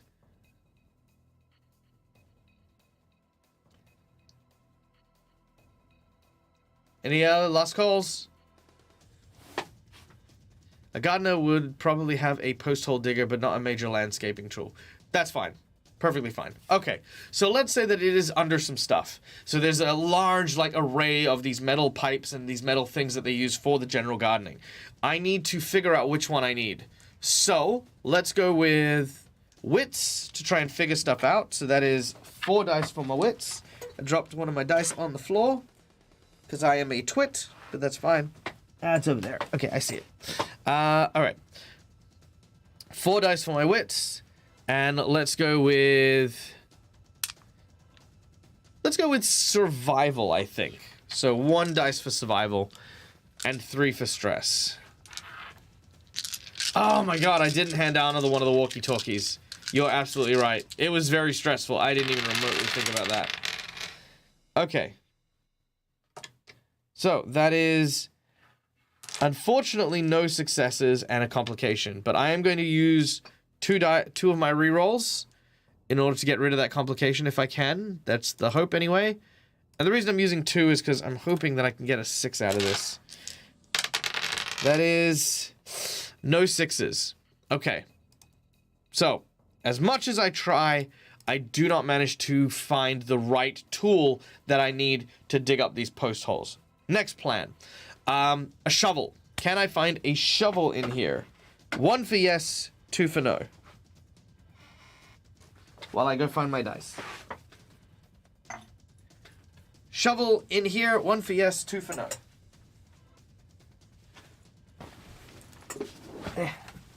Where are you, dice?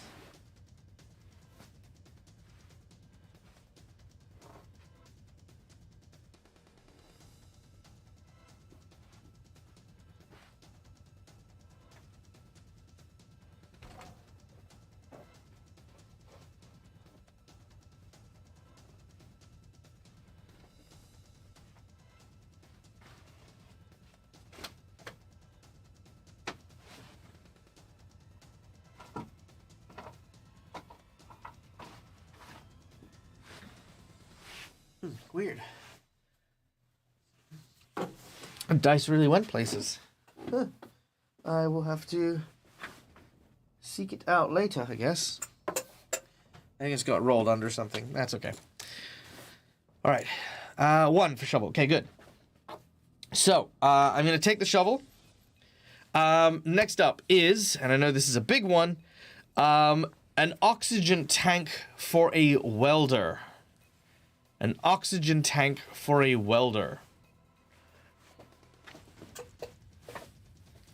Assume the Haven was too far away for the walkie-talkies to work. That could have been it. So yeah, that's a no, that's a no. No oxygen tank. Okay, cool. Sure. Okay. 4 no's, 1 yes? I'm fairly sure it's going to be a no, but... One can hope. On a acetylene torch. Well, yeah, that was basically it. It's like, you know, like the... Yeah, kind of one of those things. Not in the shed. Probably have to find a different part of the campus. Okay. So. Step 1 of my plan. I spend the night. And this is going to be an endurance roll. Strength 3. Endurance 1. Stress 3. I'm going to spend the night. And in the sports field... I am going to start digging holes. Not just any kind of holes. I'm going to dig directly down in a lattice. Maybe about, I want to say, 2 foot deep, maybe 3 foot deep at most. Just all of these potholes, a number of them, reasonably close by, like not so close that they collapse in on each other, like maybe giving them about 3 foot distance apart. But I start making just hole after hole after hole after hole, leading up to where the gardener's shed is. Okay. That's going to be the most labor and time intensive thing. So the first thing I'm going to say is to my audience, this is a standard kind of sport field. It's not like a Olympic sized or a stadium sized field. This is like a track meet kind of field. So, you know, the 100 meters is like all the way around. But here's the thing. Weird, but I guess exercise is good for stress. Yeah, it is. Now, there will be zombies, and, you know, I'll generally be, like, knocking them out wherever I can. But here's the question. How long in my night is this going to take for me to do this? Did it rain recently? Well, you guys can decide. Did it rain recently? I mean, in real life, no, it hasn't rained. Oh, wait, no, it rained. Rained on the weekend. Last week. Yeah, it rained last weekend. That's about it. But yes, here's the question. How long does it take me? Throw it out in chat. We'll go, you'll say yes. Okay, so let's start with this. Let's say, hypothetically, it did rain. How long is it going to take me to fill this field with potholes? Give me an hourly kind of thing. Let's say it's currently, like 8 p.m., right? In my part of the world, the ground is so rocky, it would take months. Here, like, especially when we build over, like, when we're creating, like, footpads and foundations, it's mostly just soil. How deep? Okay, so about 3 foot deep, and let's say square meterage. I love how technical we're getting here.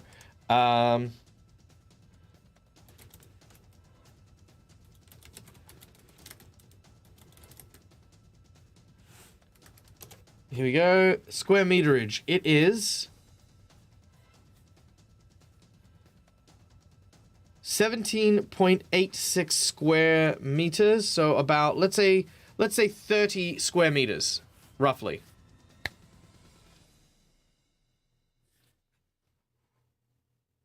Yeah, 30 square meters, or like what is close to like what, 400 square feet? Something like that, maybe a little less. 15 minutes per hole, 9 years. 4 hours? 2 or 3 hours?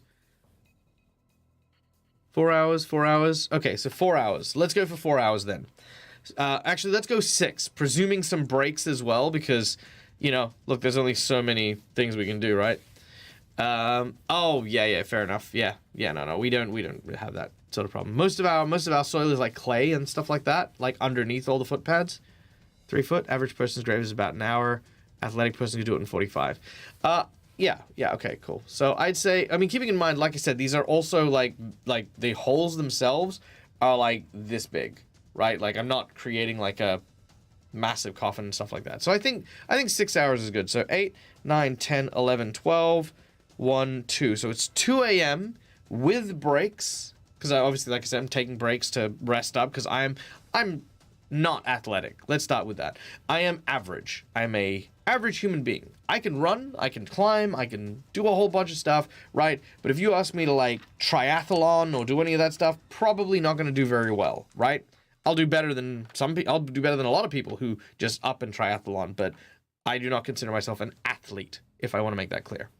So, tearing these random holes in the ground, 6 hours later, this field is now covered with these potholes, right? Not concealing them, not covering them or anything like that, but it's good. Okay. Next plan. I need to find the chem lab. So, I'm going to go start scouting. Again, 4 for my wits, 2 for my scouting, and then 3 for my stress. Let's see if we can find the chem lab. Oh no! Okay, so that is 3 failed checks, which I'm going to use all 3 of my rerolls. Thank you, chat. You guys are freaking lifesavers when it comes to this. It actually does give you a good scope of, like, how dangerous everything is and how easy it is to, like, just have things just taken away. All right. So I'm going to reroll all those 3. Okay, that's good. So I have 3 successes in total, so I do find a chem lab. Now, getting into the chem lab's easy. I have the access key to everything. I've got the security guard's access key, okay? So, I go to the chem lab, swipe myself in. Step 1. What state is the chem lab in? Are there zombies in the chem labs, given that they need a swipe card to get in? So basically, I guess what I'm asking is, did people die inside the chem lab? What do you guys reckon? You guys decide. How much resistance am I gonna face? A lot? Some? None? Leave it in chat. Let me know. Nope, no one's in there.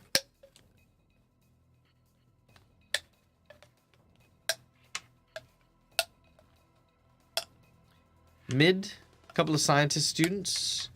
Yes, others tried to use the lab too. No zombies, but scared, injured students. Okay. Alright, alright. I hear you, I hear you. Alright. Two dead, 1 living. I like that. That's very specific. So what do we have? Mid danger. Couple of scientist students. Others trying to use the lab. Scared students. Injured people. Okay. So. Let's change up the mood music here.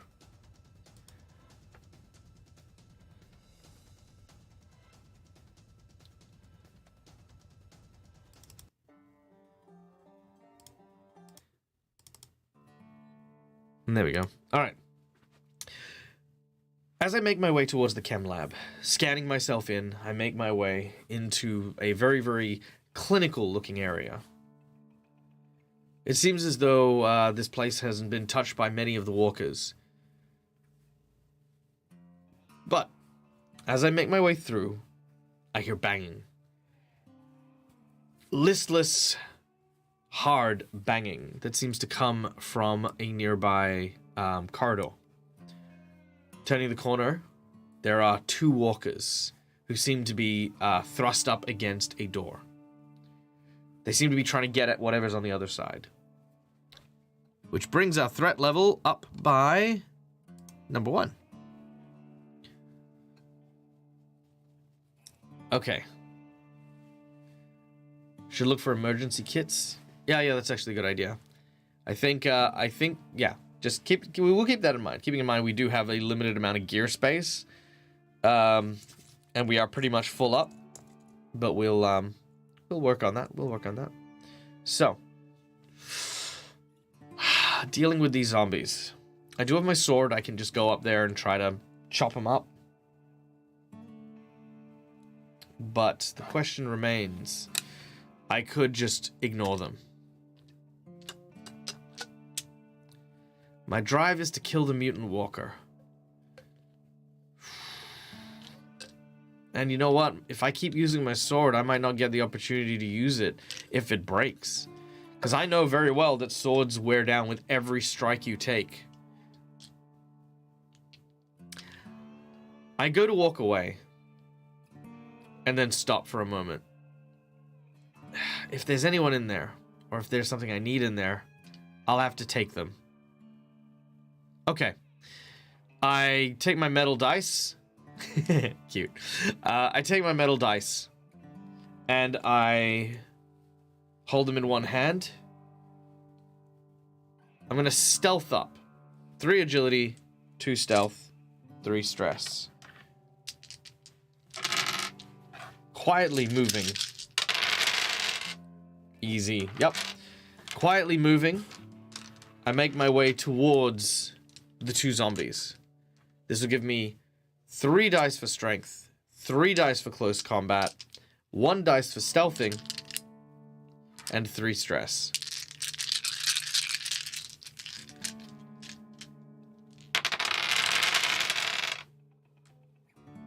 Okay, not bad.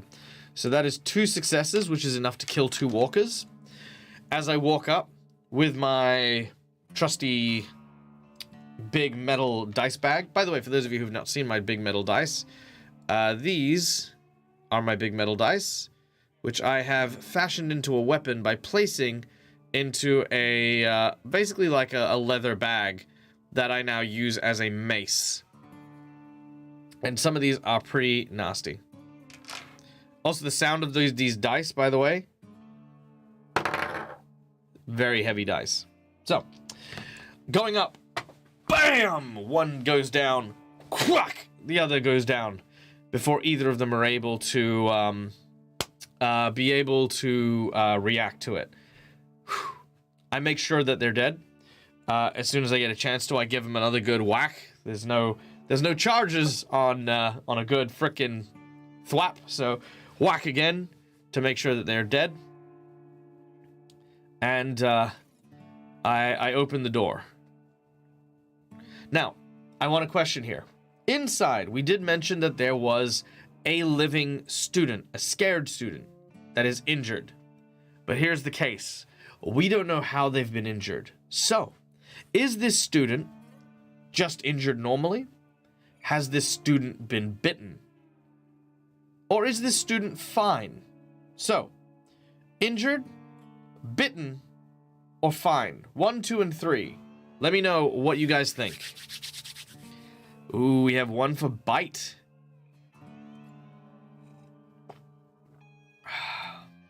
Injured but not bitten. Injured but not bitten. Injured but not bitten. Oh no, sorry, those are bitten. Sorry, my mistake. So bitten, bitten, injured but not bitten, injured but not bitten. Okay, so we're 2 and 2. Sorry, we're 2 and 3. 4. Okay, so we're at 4 that he's injured but not bitten, and 2 that he is bitten. Okay, last calls. So those numbers again. 1 for he is injured but not bitten. 2 for he is bitten. And then 3 for he is fine. All right. I think that is, yep, I think that has definitively made it injured but not bitten. Okay. So, as we arrive, as I enter, this young student says, no, actually, you know what? She's going to take a swing at me. I'm going to try and dodge. She, as the door opens, she lunges at me with what looks to be like just a broom that was found in this cupboard. I try to dodge. I do manage to dodge. And as I dodge, I'm like, whoa, whoa, whoa, calm down, calm down. Who are you? Who am I? I'm the guy who just saved you, okay? Like, look, I know things are shit right now, but do you work here? Do you know what's going on? No, I'm just a student. Okay, how long have you been here? The student immediately starts to like sort of sway at the hips. I reach over and try to, you know, stabilize them. Oh, whoa, easy. Okay, just catch your breath. Take a seat. Look, there aren't that many here, and I took out the 2 at the front door. I'm gonna take out my rations, and I'm gonna give him 1. So that brings our 4 remaining rations down to 3 remaining rations. And I'll give them some water as well. They eat hungrily and drink deeply. Like, slowly. If you drink too fast, it's not good for you. At least, that's what I read. They catch their breath. Thank you. I've been here since the start of everything. It must have been a day or so now. Okay, well, what's your name? My name's Isaac. Well, Isaac, I need your help. Okay? I need to know if you've got anything that I could fashion into, like, I don't know, like a flamethrower or something that shoots out liquid nitrogen. What? Why? To kill them? Liquid nitrogen won't do that. No. You would need, like, a ton of liquid nitrogen. I mean, liquid nitrogen is in itself its freezing point, but it tries to find a stabilized balance when you interact with it on a tactile surface. And the zombies themselves already do not run on heat because their hearts have stopped. Without an internal body temperature, it wouldn't really... Okay, so you know what you're talking about. Yeah, I mean, look, I said I'm just a... So do you have a flamethrower? I mean, maybe there's some quick catching chemicals that can get there, but they're all locked up. They're all the head of department. He's got the keys to get into the chemical lab. If I mean, if I get there, yeah, I can show you what you need. All right, well, chemical lab it is. Let's go see if we can find your professor. Do you know if he was here? I think so. His office is just down this way. I begin to make my way over towards the office with Isaac in tow. The two of us standing side by side, with Isaac every now and then kind of clinging to me like a small child. I tell him, look, you can't keep grabbing me, man. Like, first of all, freaking unsettling and I might clock you. Secondly, if you're grappling onto me and they attack, you're gonna hold me back, okay? Just calm down, okay? Just a few deep breaths. Look, here, maybe this will help. I'm gonna also... Damn, I actually don't have any other weapons. I've only got my sword and my dice bag, and I'm not gonna give him either of these things. I just tell him to take his mop. You know what? Like, yeah. Like, look, take your mop. I'm going to use the sword. I'm going to sharpen the edge of the mop. That's what I'm going to do. Yeah. There you go. Just straight in. Stab. Okay? As we make our way through, eventually we come to the professor's lab. Opening the door. The room is quite an ornate and pretty room with a giant mahogany table, large shelves filled with books and the like, a very, very fancy computer that is set to the table. Now, question for you guys, what do we find? Do we find the professor here? Do we... I keep forgetting that I'm wearing the skin dress.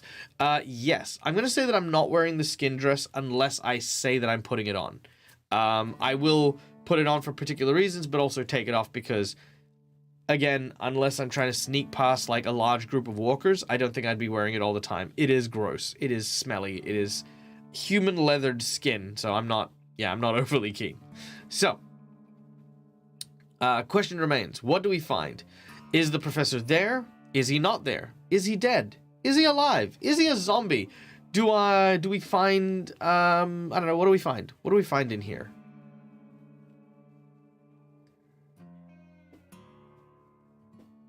Professor is dead or looks dead. Might be a walker. Ooh, okay. So, do we like that idea? When we go in, that the professor is in his chair, it looks like he's dead? Is that the consensus? Maybe a zombie? Find a pool of blood that indicates something happens, but no body. Ooh, okay. Yeah, that sounds good. Okay, cool. I think we're consentivizing on this. Find a pool of blood that indicates something that's happened, but no body. Okay. Looking at the center of this room, there's the scene of some kind of struggle. A large pool of blood dripping from the table and coagulating on the carpet itself. Isaac immediately feels queasy. And heads over to a nearby trash bin, where he vomits. Okay. All right. Look, Isaac, we need to find the keys, okay? We need to look for your professor. I'm going to start tracking. Wits. And survival. And 3 stress dice. No successes, 1 complication. Well, there goes that last reroll. We're now in the bad place. Let's see how we go. Okay. No successes. Unable to track where this pool of blood led or came from. I'm gonna make my way over to the computer. I'm gonna start typing in and seeing if I can access the computer logs. We're gonna go with wits for 4 dice and tech for 1, and 3 stress to see if I can hack into the computer.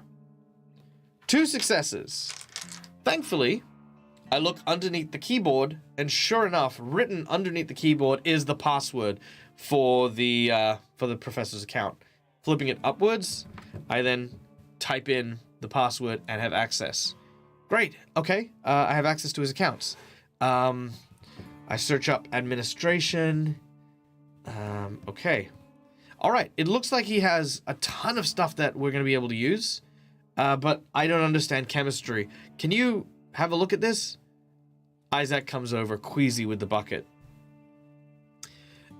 As he looks forward, he says that they were conducting an experiment in a nearby lab.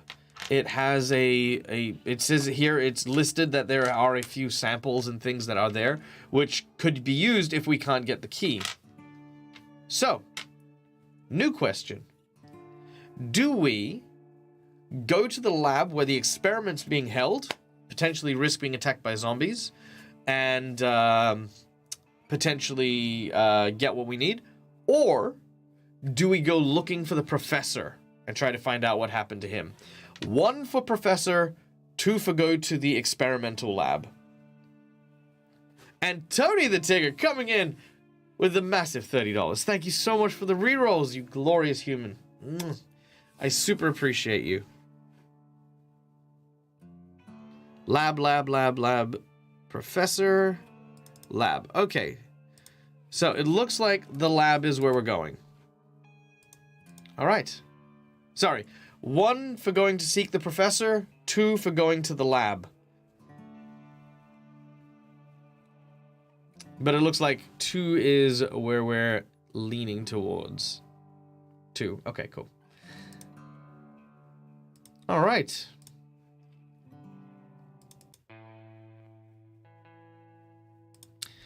So, me and Isaac, we start to make our way towards the labs. Isaac knows where they are and leads us there. But no sooner than we arrive, we can see just absolute destruction. The fluorescent lights flicker on and off. Blood sprays over this wall. And as I move forward, BAM! Handprints on mirrored glass as some of these research labs have zombies inside of them, clawing and biting at these walls and windows in order to reach us as we pass. Isaac falls to the ground. Look, come here. Get up. Like, they're on the other side. We're fine, okay? Which lab is it? Isaac points shakily. That one. That one over there. All right. So, what do I need? You need the, there's a beaker there that is marked down with, and he tells me a ton of these, like, different chemicals and stuff. Okay. When we arrive at the lab, the window that would look into the lab is covered in blood.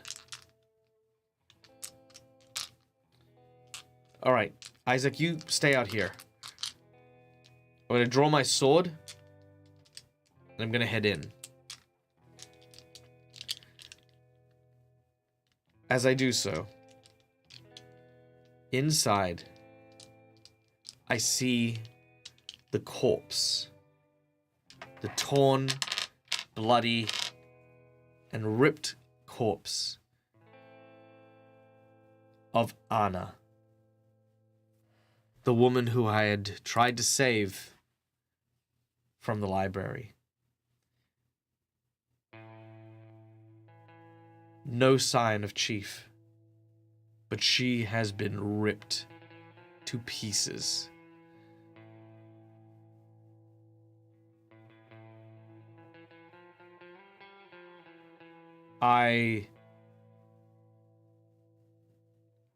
No. I immediately run back out of the lab and I start to look around. I look left, I look right. I try to see if there's any sign of where Chief went. I start to whistle. No response. Fuck. Okay, I'm sure he's fine. If he's not here, he has to be fine. Fuck.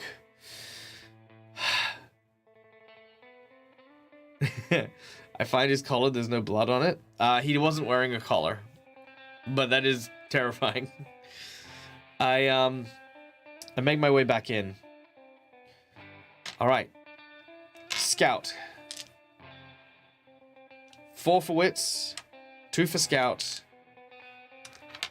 I'm gonna add a stress dice for this one. 4 stress. That's just, yeah. Finding out about Chief and stuff, that is straight up a stress dice.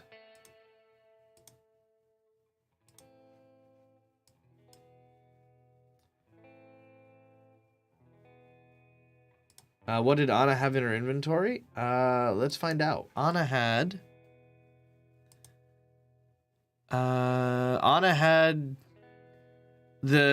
she had the baton and rations. That's all. But with her being torn apart, I'd say, I don't know. I'd say that way we wouldn't be able to scavenge anything from her at this point. Okay. Let's see how we go looking for these chemicals. Oh, damn. Okay, well, I'm gonna have to use 3 of those failed rerolls because I just failed 3 times. Do I want to use them? Yeah, I'll use them. I'll use them. Not because I don't want to suffer repercussions, but I really don't want to suffer repercussions. I want to last as long as I can. Okay, so that is 1 success. We do manage to find the chemicals. Alright. Get the baton, but not the rations. Baton would likely be on the ground somewhere. Alright, let's search for them. So I'm going to try and find the weapon. So 4 for wits, 2 for scout, and 4 stress dice. Which, like I said, I'll just apply here real quick.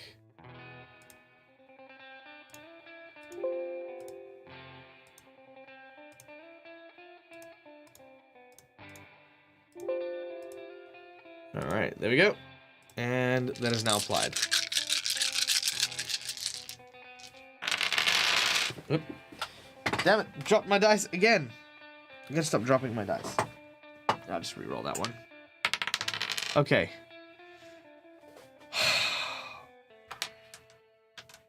That is 2 failures. Now, look, I'm not gonna lie. There are complications. And we did what we could to negate the complications before, you know? And I get it. I get it. But I think I'm gonna keep the 3 remaining rerolls. I'm gonna hang on to them. There we go. And I'm gonna let this play out in a bad way. So, I do find the baton. Absolutely. And I reach for it. But as I do, Isaac screams. Now, option 1. Isaac is attacked by a walker in the hall. Option 2. Anna comes to life and attacks me. Or 3. The mutant walker arrives. 1, 2, or 3. Throw them out in chat. Number 1, Isaac is attacked by a walker in the hall. Number 2, the walker in the room with me attacks me. Anna's body is a walker and it attacks me. Or 3, the mutant walker arrives. Oh, you monsters. 1, 2, 3. Armless Anna. 2, 2, 2. Okay, we got Anna. Alright, Anna's gonna go for me. Alright. Unless we have a big slide coming in. Oh, McClover. There's only 1 or 2 difference.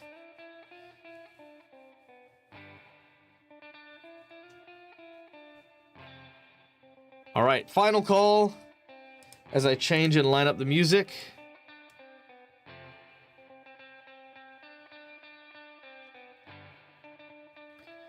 We are choosing either 1, in the room that I'm in, the corpse is actually a walker and is going to attack me. No, sorry, my apologies. Let me rewind that. 1, thank you. Hey, thank you for the gift sub. 1, Isaac, who's our guy in the hallway. He is attacked by a walker. 2, I'm attacked in the room by the walker. Or 3, the mutant walker arrives. So those are the choices. 1 is attack in the hole to Isaac. 2 is attack on me. 3 is the mutant walker shows up. Okay, here we go.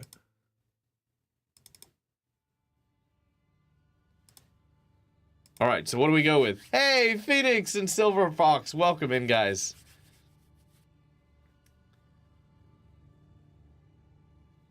All right, here we go. So,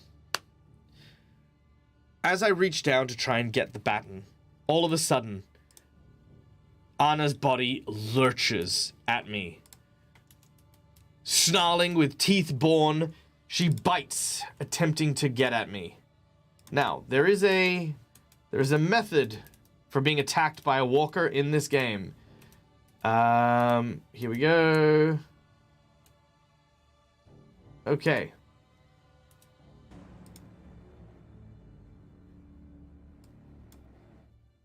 All right, messing up. Stress dice. Here we go. Where is it? Messing up in combat.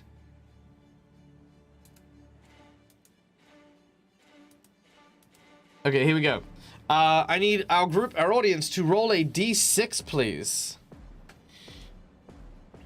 As Anna reaches out and tries to bite me. The result is, let's see. All right, exclamation d6 if you want to get in on this roll.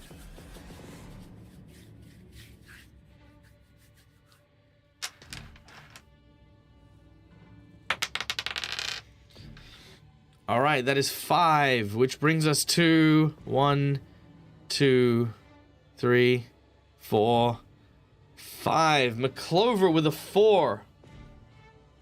All right. Raise threat by 1 or suffer a single attack from a walker. Perfect. Which means I have to dodge. Okay. So, dodging. 3 agility, 2 mobility, and 4 stress dice. Here we go. Okay, that is 2 successes. I do manage to dodge. However, the situation becomes slightly more complicated. I'm going to say that as that happens, we have our friend Isaac let loose a scream and will increase our threat level by 1 as some zombies show up. Well, they will not show up. They're kind of like the more of them are kind of now in the vicinity. I immediately look around and grab what I can. No, sorry, no. I want just I'm gonna kill Anna. I feel like I don't need a roll for that one. She has no legs and she's mostly torn apart. But I will drive my sword into her head and put her out of her misery as I make my way to grab these supplies. I don't have much time, but we do have a scavenge roll. So for our scavenge, can I get everyone in chat to roll me another d6 as we play out our scavenge opportunity? So another d6 in chat for everyone.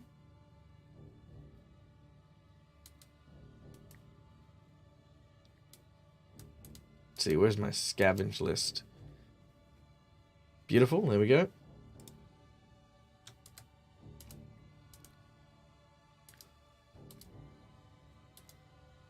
All right, so scavenging 1, let's go to it.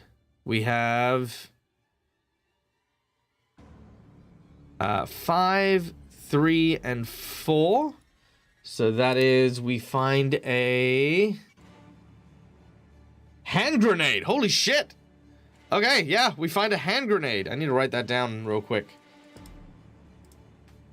What the shit? How the hell do we find a hand grenade? Okay. That might be something we have to discuss about taking. All right, so we find a hand grenade. Then we've got, so that's 5, 3, 6. Then we have Silver Fox 3, 5, 5 for the next set. So 3, 5, 5 is egg and ham, 1 ration. Okay. We can increase our ration for sure.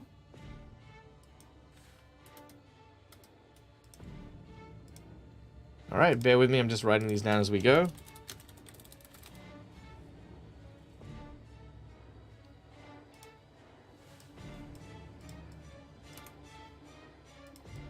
All right, there we go.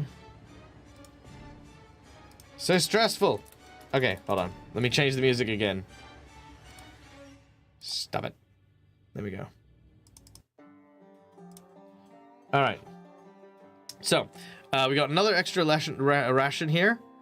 And then, lastly, we have 3, 2... sorry, no.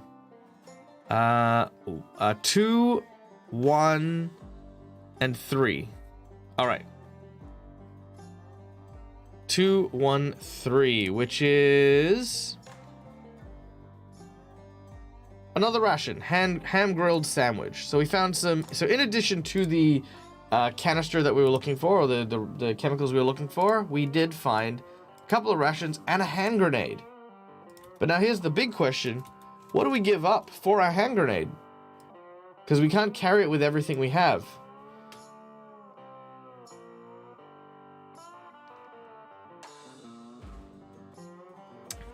We can give up the sleeping bag. Actually, you know what? Let's view the water bottle as a small. Okay, hang on. What's a? No, these don't count as tiny items. Damn it. No, that's not gonna count. Okay. History class teacher had an old model. Everyone else thought it was a replica. Oh wow. Okay, that's cool. Does this building have power? Because after 2 days, you'd think you wouldn't want to eat a ham and egg. That's true. It's very true. Unless it was cured ham, maybe. Okay. Big question. Big question here. Do we keep the hand grenade? Maybe we give it to Isaac. Tell Isaac to come with us.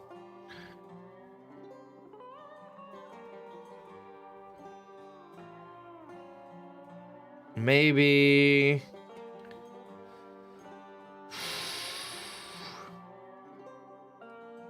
keep it? Okay, but I need to get rid of something.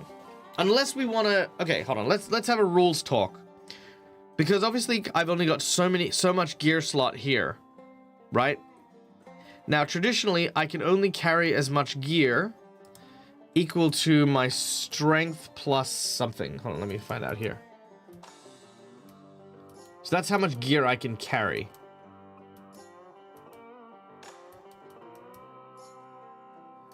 So the question becomes... could trust Isaac with a box of matches? Maybe. Stow my sleeping bag here somewhere so I can use the grenade. That's a good idea. Okay.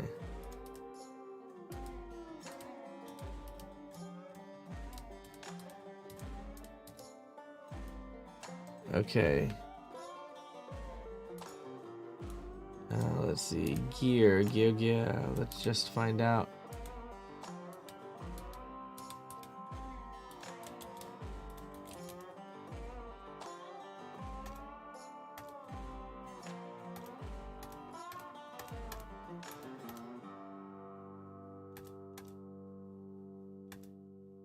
Let's see.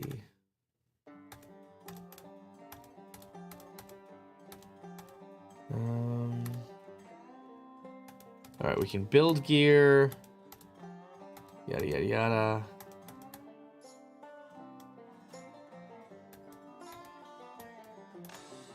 Sorry. 2 seconds while I... For yada, yada, yada, choose your gear. Yada, yada. When starting the game, you roll 3 times the equipment table, re-roll. Yep, that's fine. Oh, maybe I'm lying. Maybe there is no actual, like, number of gear you can carry. Okay, maybe there isn't. Okay, cool. That's awesome. Yeah, okay, cool. If there's nothing there, we'll just carry the grenade like normal. Which, if there isn't any, that actually means what I should be doing is I should put hand grenade in with the sword, where I've got the sword and that written down, which is fine. But then I can also just take off spiked metal dice and sword from my inventory and just carry them normally. Yeah, there we go. Okay, cool. Good to know. I don't know where I made up the rule that I thought I had a carry capacity, because I remember we were talking about it with the dog too, so that's strange, but that's fine. All right, so going back to it. So we've got the hand grenade, which is perfect. That's almost exactly what I need. Okay. Now, I do have the skin suit. It is down on the bottom under stowed gear, under my walker skin dress. Okay. So, armed and equipped, it's time to exact the plan. I'm going to make my way back out, using my stealth roll.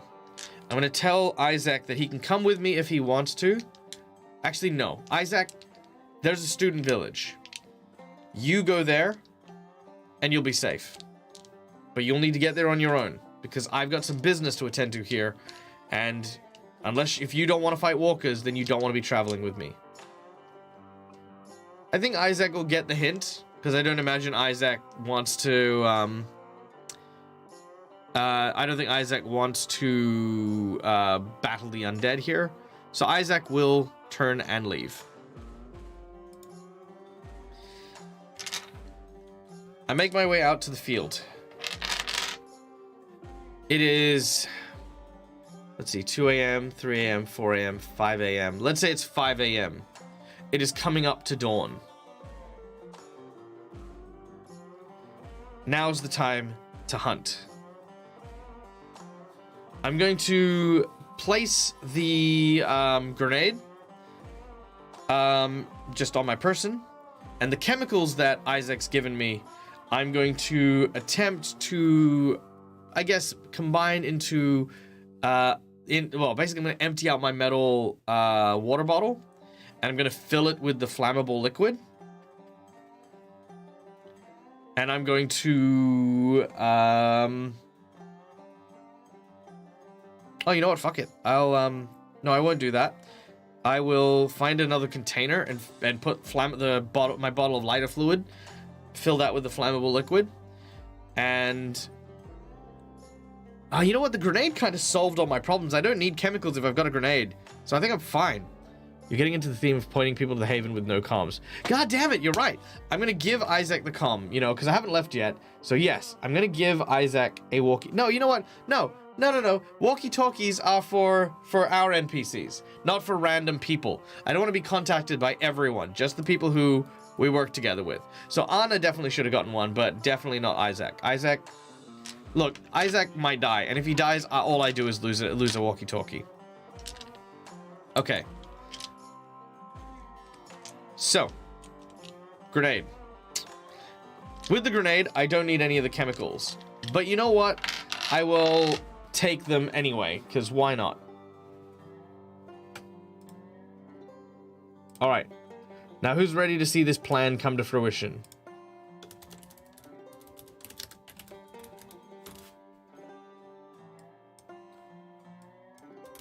Isaac Meat Shield. Savage. But no. Alright. Here we go. As the dawn breaks... Let's see.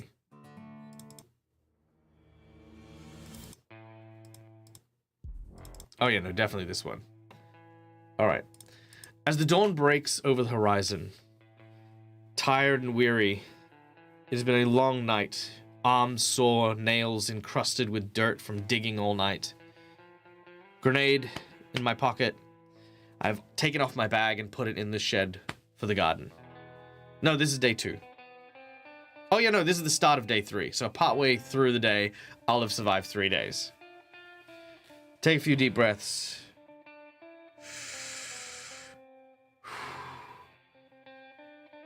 All right.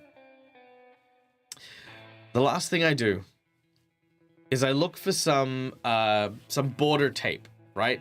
So this is kind of like the keep off the grass kind of like strips of tape.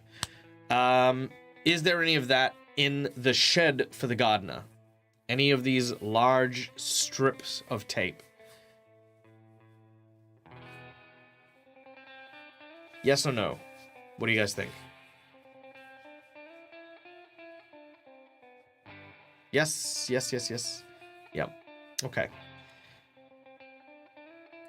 Finding the tape, I begin my last preparations. I begin to tape the entire circumference of the field. It takes me a good few hours. The dew rests on the grass of the field.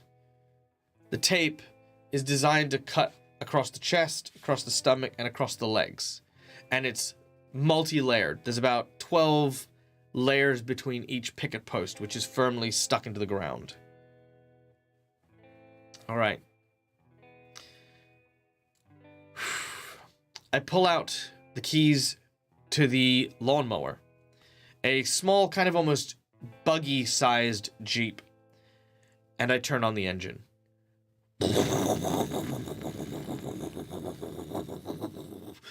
As it does, the walkers begin to make their way towards me. They start to pile in. And my stress will go up by 1! Hooray! As they begin to make their way forward, they know where I am.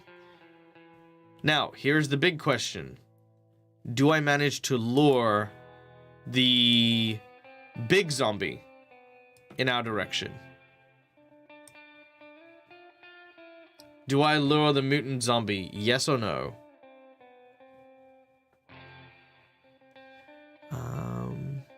Yeah. Tier 3 is good. Alright. Mutant zombies coming. Yay or nay? We have a yes. Yes.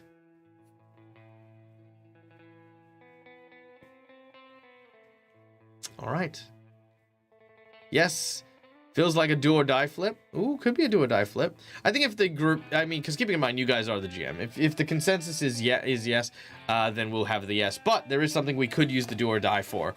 Let's go get the do or die real quick because we might need it. All right.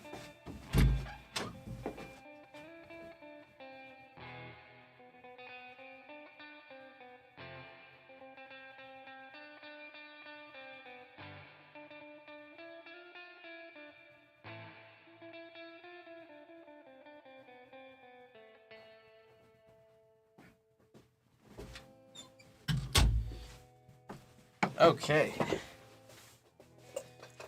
Cool. All right. For those of you who do not know, I have a custom dice thanks to my friends over at Wooten Forge. For those of you who have not encountered them, Wooten Forge are an Australian woodworking and metallurgy company that makes amazing bits of kit. This is my little case that I got, but they also do engravings of cool coins. And this is the Dead Aussie Gamer do or die coin, which, of course, we flip on rare occasions to determine do or death. So, zombies begin to make their way towards the field. They hit the tape and they pull against it, but because all of them are pulling from different sides, it keeps the tape taut between all the posts. And they just simply stop as they're forcing and trying to lurch in towards the field. However, overhead, this large, stilted creature with long hands starts to climb up. And when it gets to the tape, it simply steps over and into the field. So, I am in the lawnmower, looking at this creature as it approaches. Okay. Still contemplating why I'm doing this. Because I got stressed out and I broke, so that is clearly the reason as to why. Which, of course, I now break again because my stress is 5, so I need someone to... Everyone in chat, roll me a d6. Which is going to be funny if I lose my confidence to do this.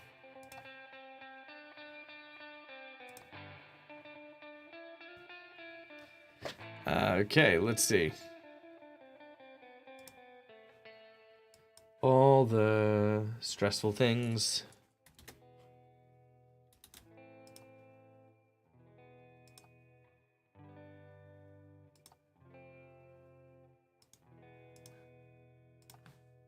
Okay, let's save that so that you guys can see those.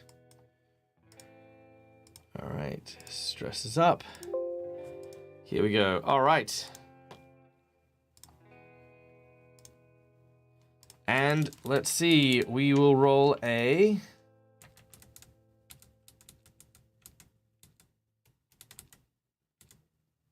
where is it? Here we go. All right. We're going to go with Strife. We're on to you. So that is a 3. I become shattered. Okay, I pick up one of the following. I talk to dead people. I see dead people. I think of the walkers as alive. I protect one special walker. I want to die. I emotionally shut off. Involuntary rage. Paranoia. Or obsessive compulsive disorder. What do you guys think, chat? I'm leaning on either protect one special walker, emotionally shut off, rage, paranoia.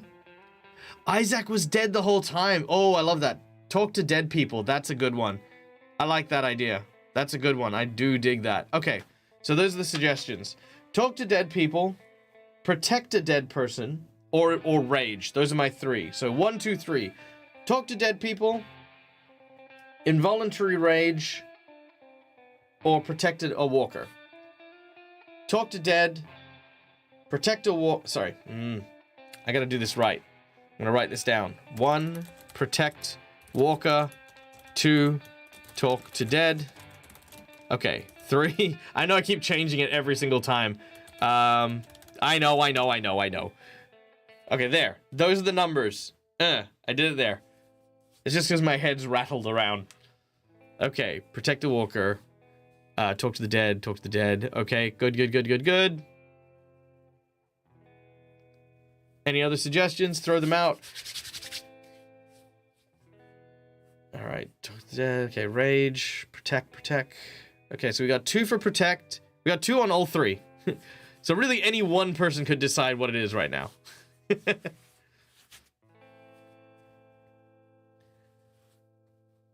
Ooh, Froghemoth coming in with the rage.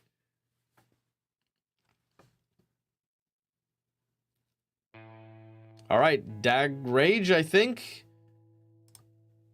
All right, I'm gonna add this to the sheet.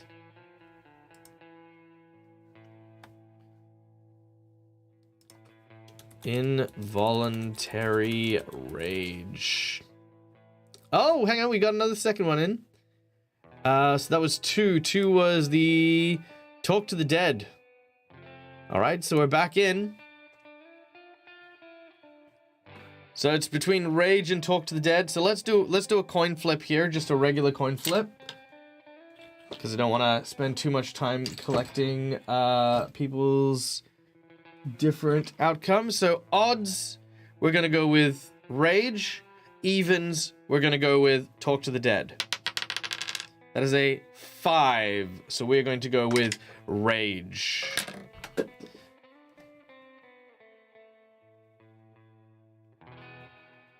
Okay, involuntary rage. Let's say that mutants are my rage target.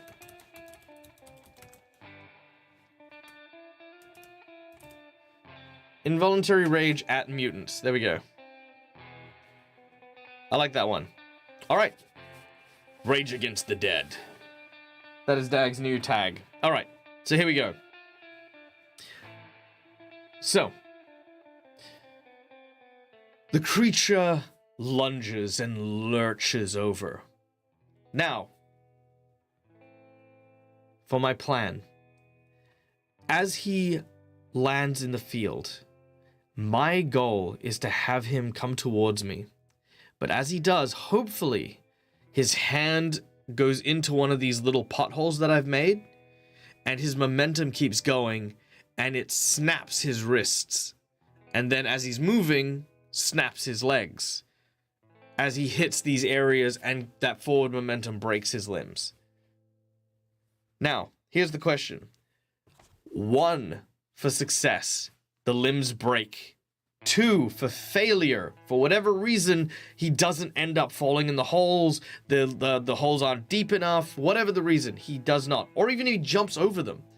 2 is this plan fails. Or 3, I flip the do or die coin. 1 for success, 2 for failure, 3 to flip do or die. Chat, it is all on you. This is the final chat thing of the day. Let's see how we go. We got a lot of calls for the do or die. All right. I think. Ooh, that's a no. 5 for the do or die, 2 for yes, 1 for no. I think we might be going to do or die. All right, chaps, here we go. The do or die coin. That's a 2. Ooh, okay. Also, hey, Chief Justice, how you doing? Oh, okay. I'm so nervous. I don't know how this is gonna work out. Okay. I'm gonna mute the sound. Unless, yeah, I'm gonna mute the sound. It's gonna be very loud. Okay, hold on.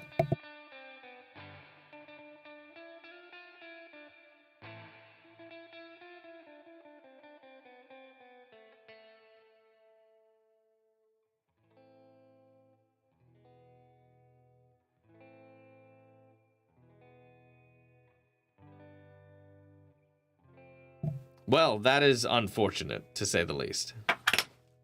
All right, well, the plan was a good plan. But we're not done yet. Okay, so the zombie walks forward, but as it does, it looks down. And it sees the holes in the ground. In that instance, I remember that it was attacking the cameras before it went to go and hunt Anna in the library. This thing is smart. It's intelligent. It knows things. I mean, how intelligent's an entirely different question, but it begins to spread its hands wide and just step over these holes carefully. But that is okay, because this was also kind of part of the plan.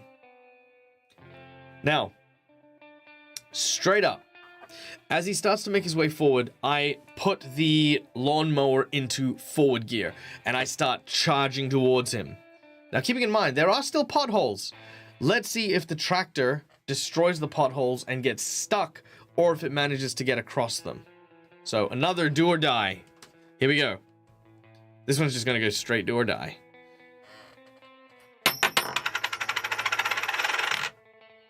All right, that is a do. The tractor rushes forward, surging in the direction of the giant mutant. As it barrels forward, the mutant charges, or tries to charge without falling into these holes.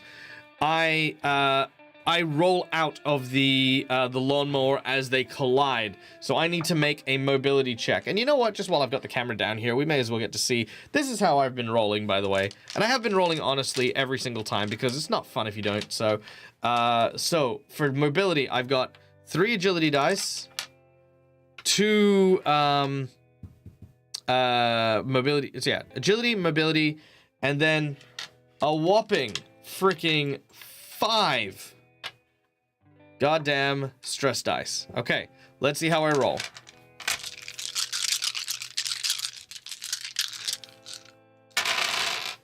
Okay. So that is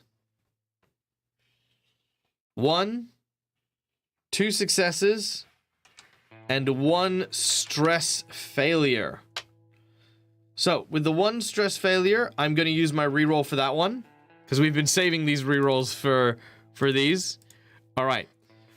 So all I need to do is not roll another 1 on this dice, and then I succeed.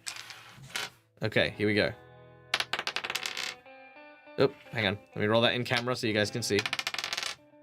Okay, that is a 3. So with a 3, that is 2 successes, 1 not success. So I roll out of the car. I roll out of the lawnmower, and as I roll out of the lawnmower, it flies and flings into the zombie. As it sort of reaches forward, it gets pushed backwards against the lawnmower. The blades churn and they turn. Let's see if it does damage to this creature.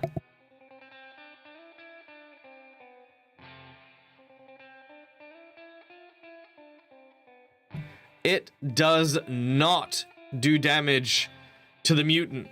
The lawnmower hits him square on, but unfortunately this creature is tough. It reaches down and it spider grabs the top of the actual lawnmower and gets pushed back, but is uninjured.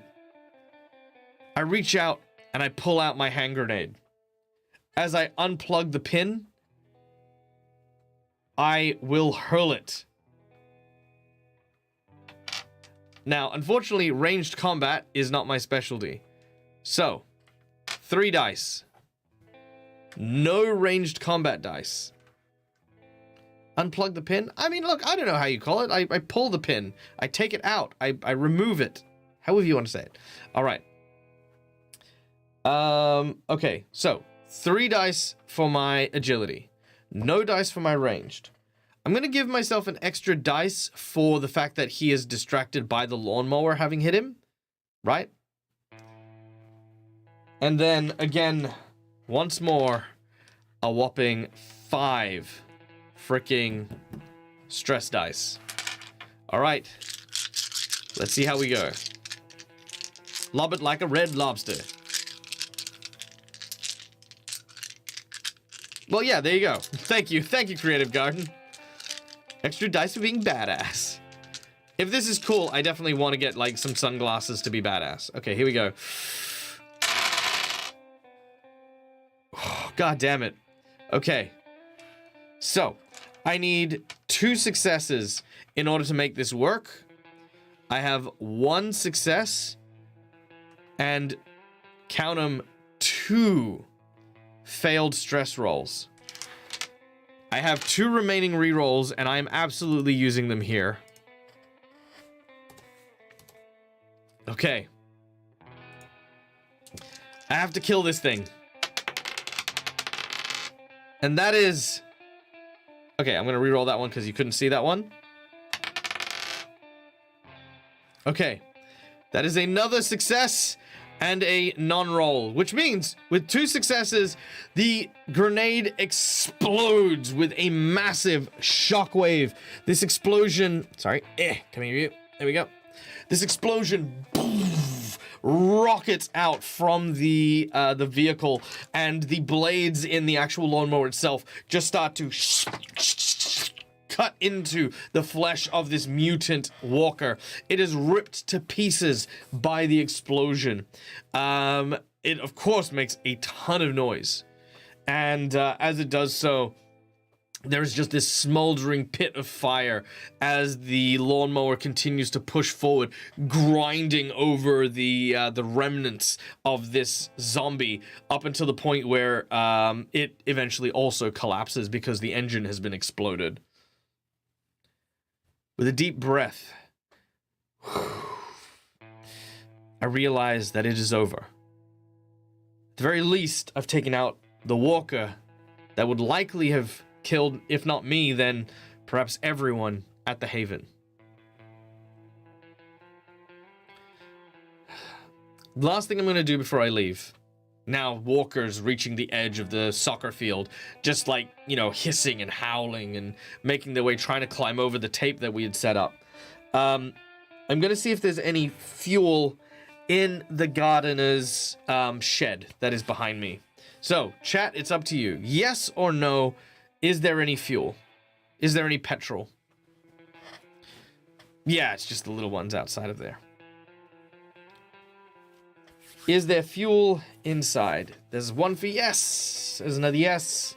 A small can? There's a yes.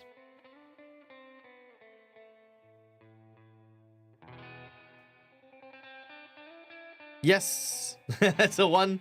Good. Yes. Yeah, for the tractor. Okay, cool. So let's say it's just like a 2-liter fuel can. You know what I mean? Like it's not a big one. It's just a little one. Actually, what literage do fuel cans come in? What sizes do fuel cans come in? Images. Here we go.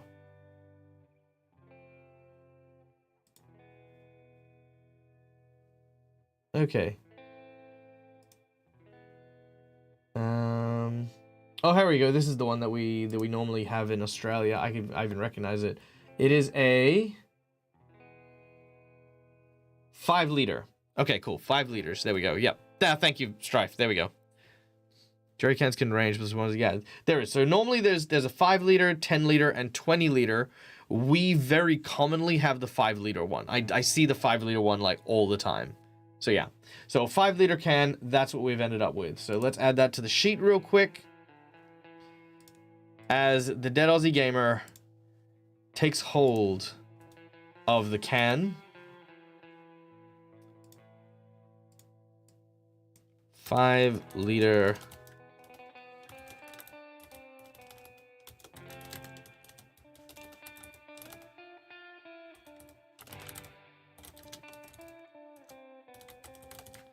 I have a little can of petrol. I now no longer have the drive to kill the mutant, which is awesome. My new drive is to find Chief, I guess.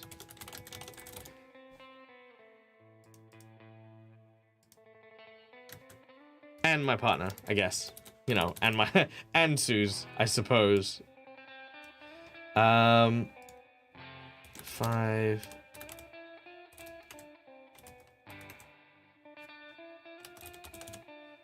All right, there we go. And let's just get that there. Done. Okay, let's save these so our lovely chat can see stuff going on. All right, there you go. You guys should be able to see all those changes now. Yep, there we go. Sweet. Whew. Someone grab some WD-40. Hey, well, actually, that's a good question, Dead. Is there WD-40 in here? Yes or no in chat? Yes or no, WD-40. I'm happy to grab some if you guys are willing to tell me that there is some in there. So are you satisfied? Are you satisfied your drive? What does that do? Good question. I don't know. I actually don't know. I have to look into that. I'll have a read between now and next week and find out if completing your drive does something. I feel like it should reset your stress, you know, just doing things. Ironically, you drove to kill the mutant. That's true. That's true. I literally drove into my drive. Amazing. Yes.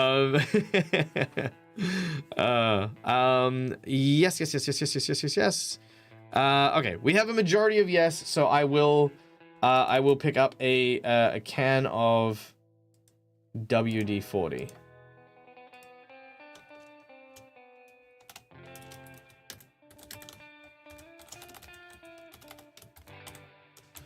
Well, okay, 1 second.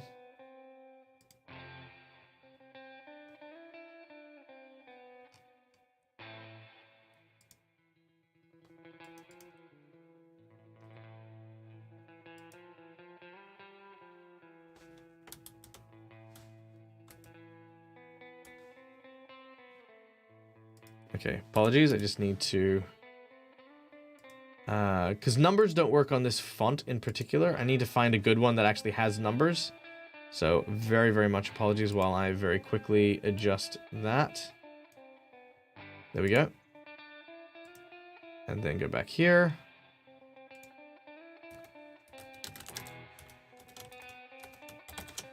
There it is. And done. Save that.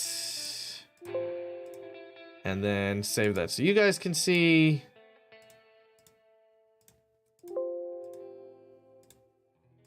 There we go. Can of WD-40 is on the board. Sweet. Okay. And get a smaller one in case the regular size can get stuck. Okay, nice. That's a good ref. Get a smaller one in case the regular can get stuck. I don't get the reference, damn it.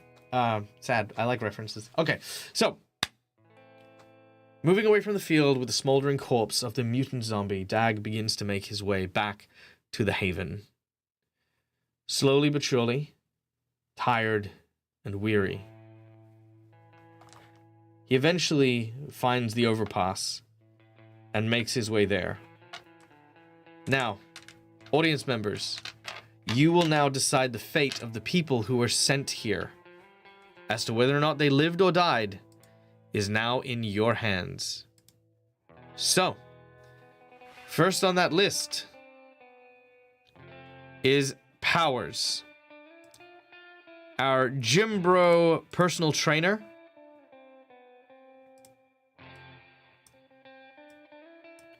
Did Powers make it?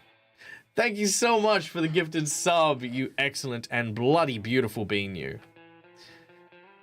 All right, vote in chat. Powers lives, yes or no?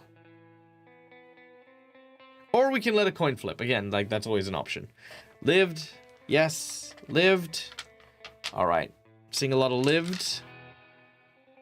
Need Powers to live. Okay, Powers lives. Next up is Tanya. Now, Tanya is the office worker. Let's change the music up real quick. All right. Now, Tanya is the office worker we met at the university. When we first met her, she was a bit standoffish, but she did help us when we were running around in the university. Like, she eventually warmed around, and she is the one who brought Powers to the safe haven. Despite the fact that we did have to leave her behind on the first day, she survived the night and is, I don't know if we'd consider her a friend, but she's definitely someone who has kind of proven herself better since the first time we met her. So, Tanya, the university office worker, does she live or does she die?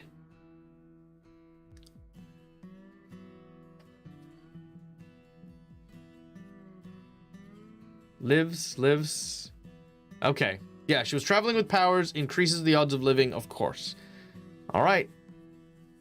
We got one flip. I'm going to flip it just to see what it would have been.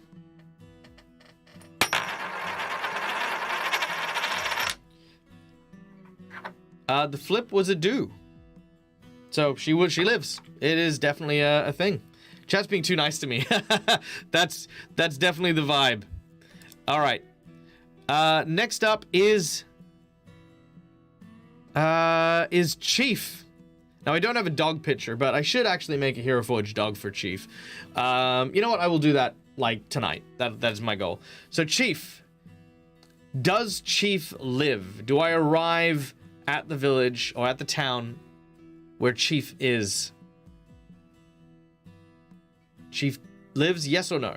Or live or die? Lives! Chief lives and is not injured. I see macrobiologist said no.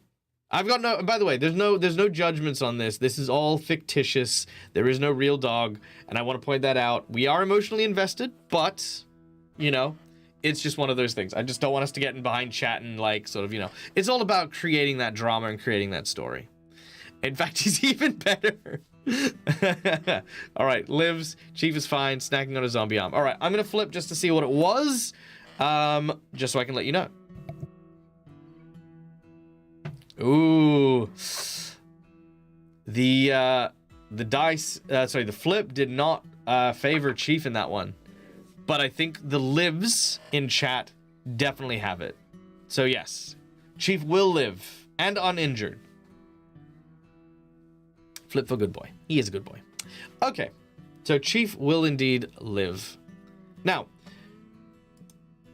as I make my way down the stairs of the spiraling bridge that lent from the university across the road, across the highway to where the student village was, I see the barricade as it's closed in front of me with the two guards standing at attention.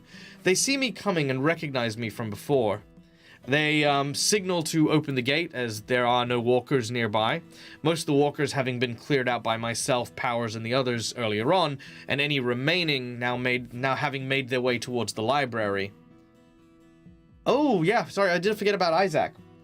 Let's flip for Isaac. Shall we just flip for Isaac? We'll just do a roll flip for Isaac. Yes or no for the flip? I'm the walker the whole time. Yes or no to flip for Isaac? Or do we not care?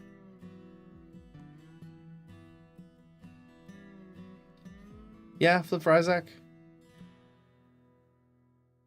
What type of dog is Chief anyway? He is I think he's a cross. I want to say he's like a cross between a cattle dog and a lab, I think. Yeah, we'll flip? Okay. Let's see. Isaac the scientist. Or the student scientist, should I say.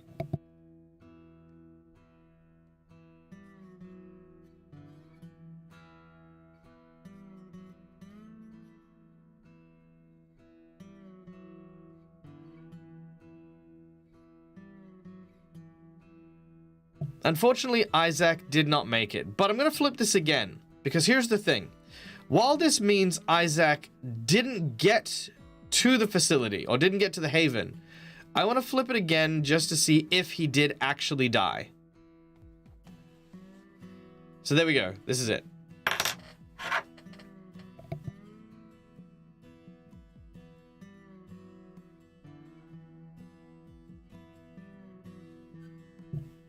Unfortunately, he did lose his life. Isaac did so well, but he became a victim of the Walking Dead. But with every cloudy sky comes a silver lining.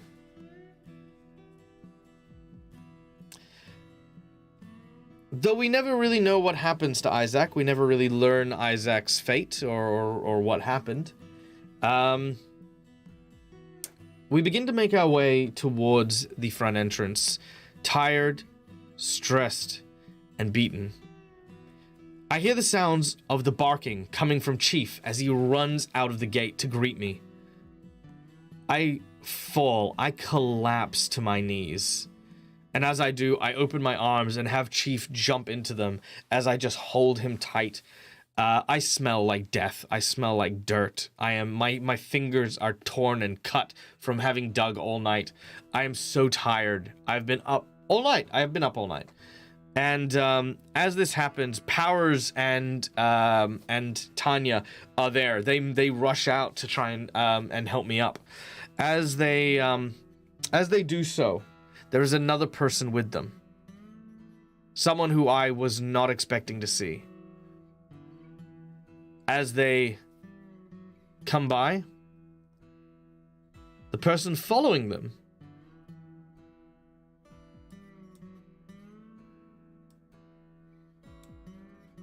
is Anna.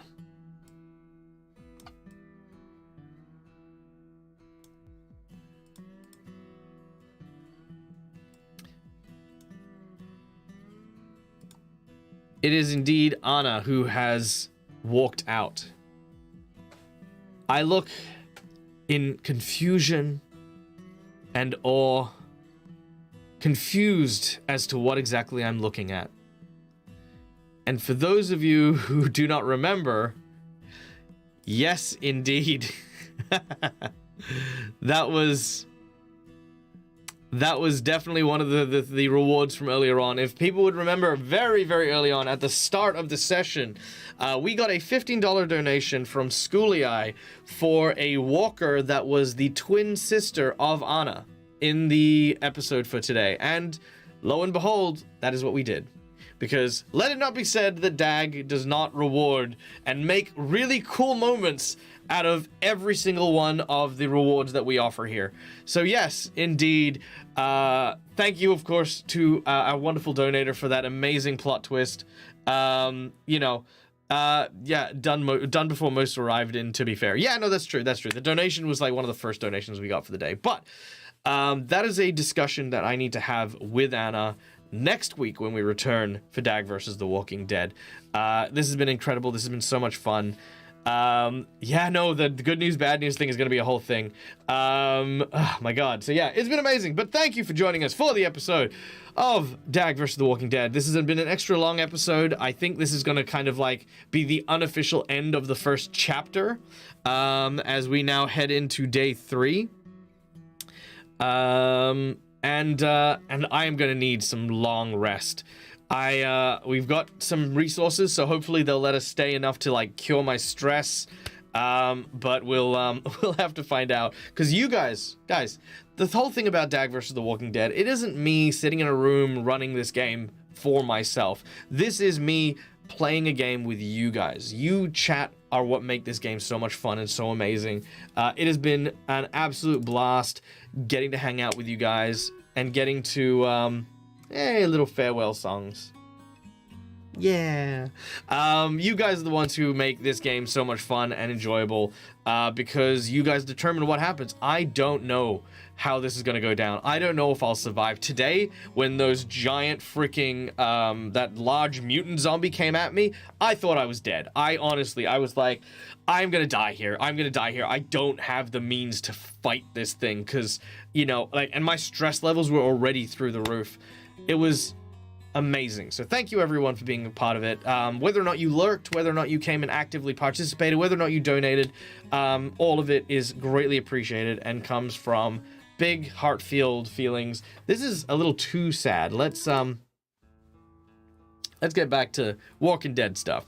Now guys, as always, my name's Michael. I'm the Dead Aussie Gamer. This is my place. This is my face. We run TTRPGs here throughout the week. We love hanging out with our chat, and all of my games, all of my sessions involve a massive amount of audience participations. So if you loved what you saw today, come check out some of the Pathfinder games I run. I run Curse of the Crimson Throne on Monday, Reign of Winter on Wednesday, and Extinction Curse on Friday. But if you are here at this time, then come and join us for another episode of DAG versus The Walking Dead. Yeah, we'll see you guys next time. For now, we shall go and raid someone. Who is raid worthy? Well, would you look at that? Our friend Robert Hartley GM is doing some more character and world building. So let's go raid over to Rob and go hang out with them. Guys, stay safe, stay wonderful, be kind to each other, because why the hell not? This world is shit enough without assholes in it. And yes, we do play Pathfinder 2nd edition and 1st edition Strive, so we do both. So yeah, come check them out. And guys, till we meet again, as always, from me to you, game hard or die trying. Good night, folks.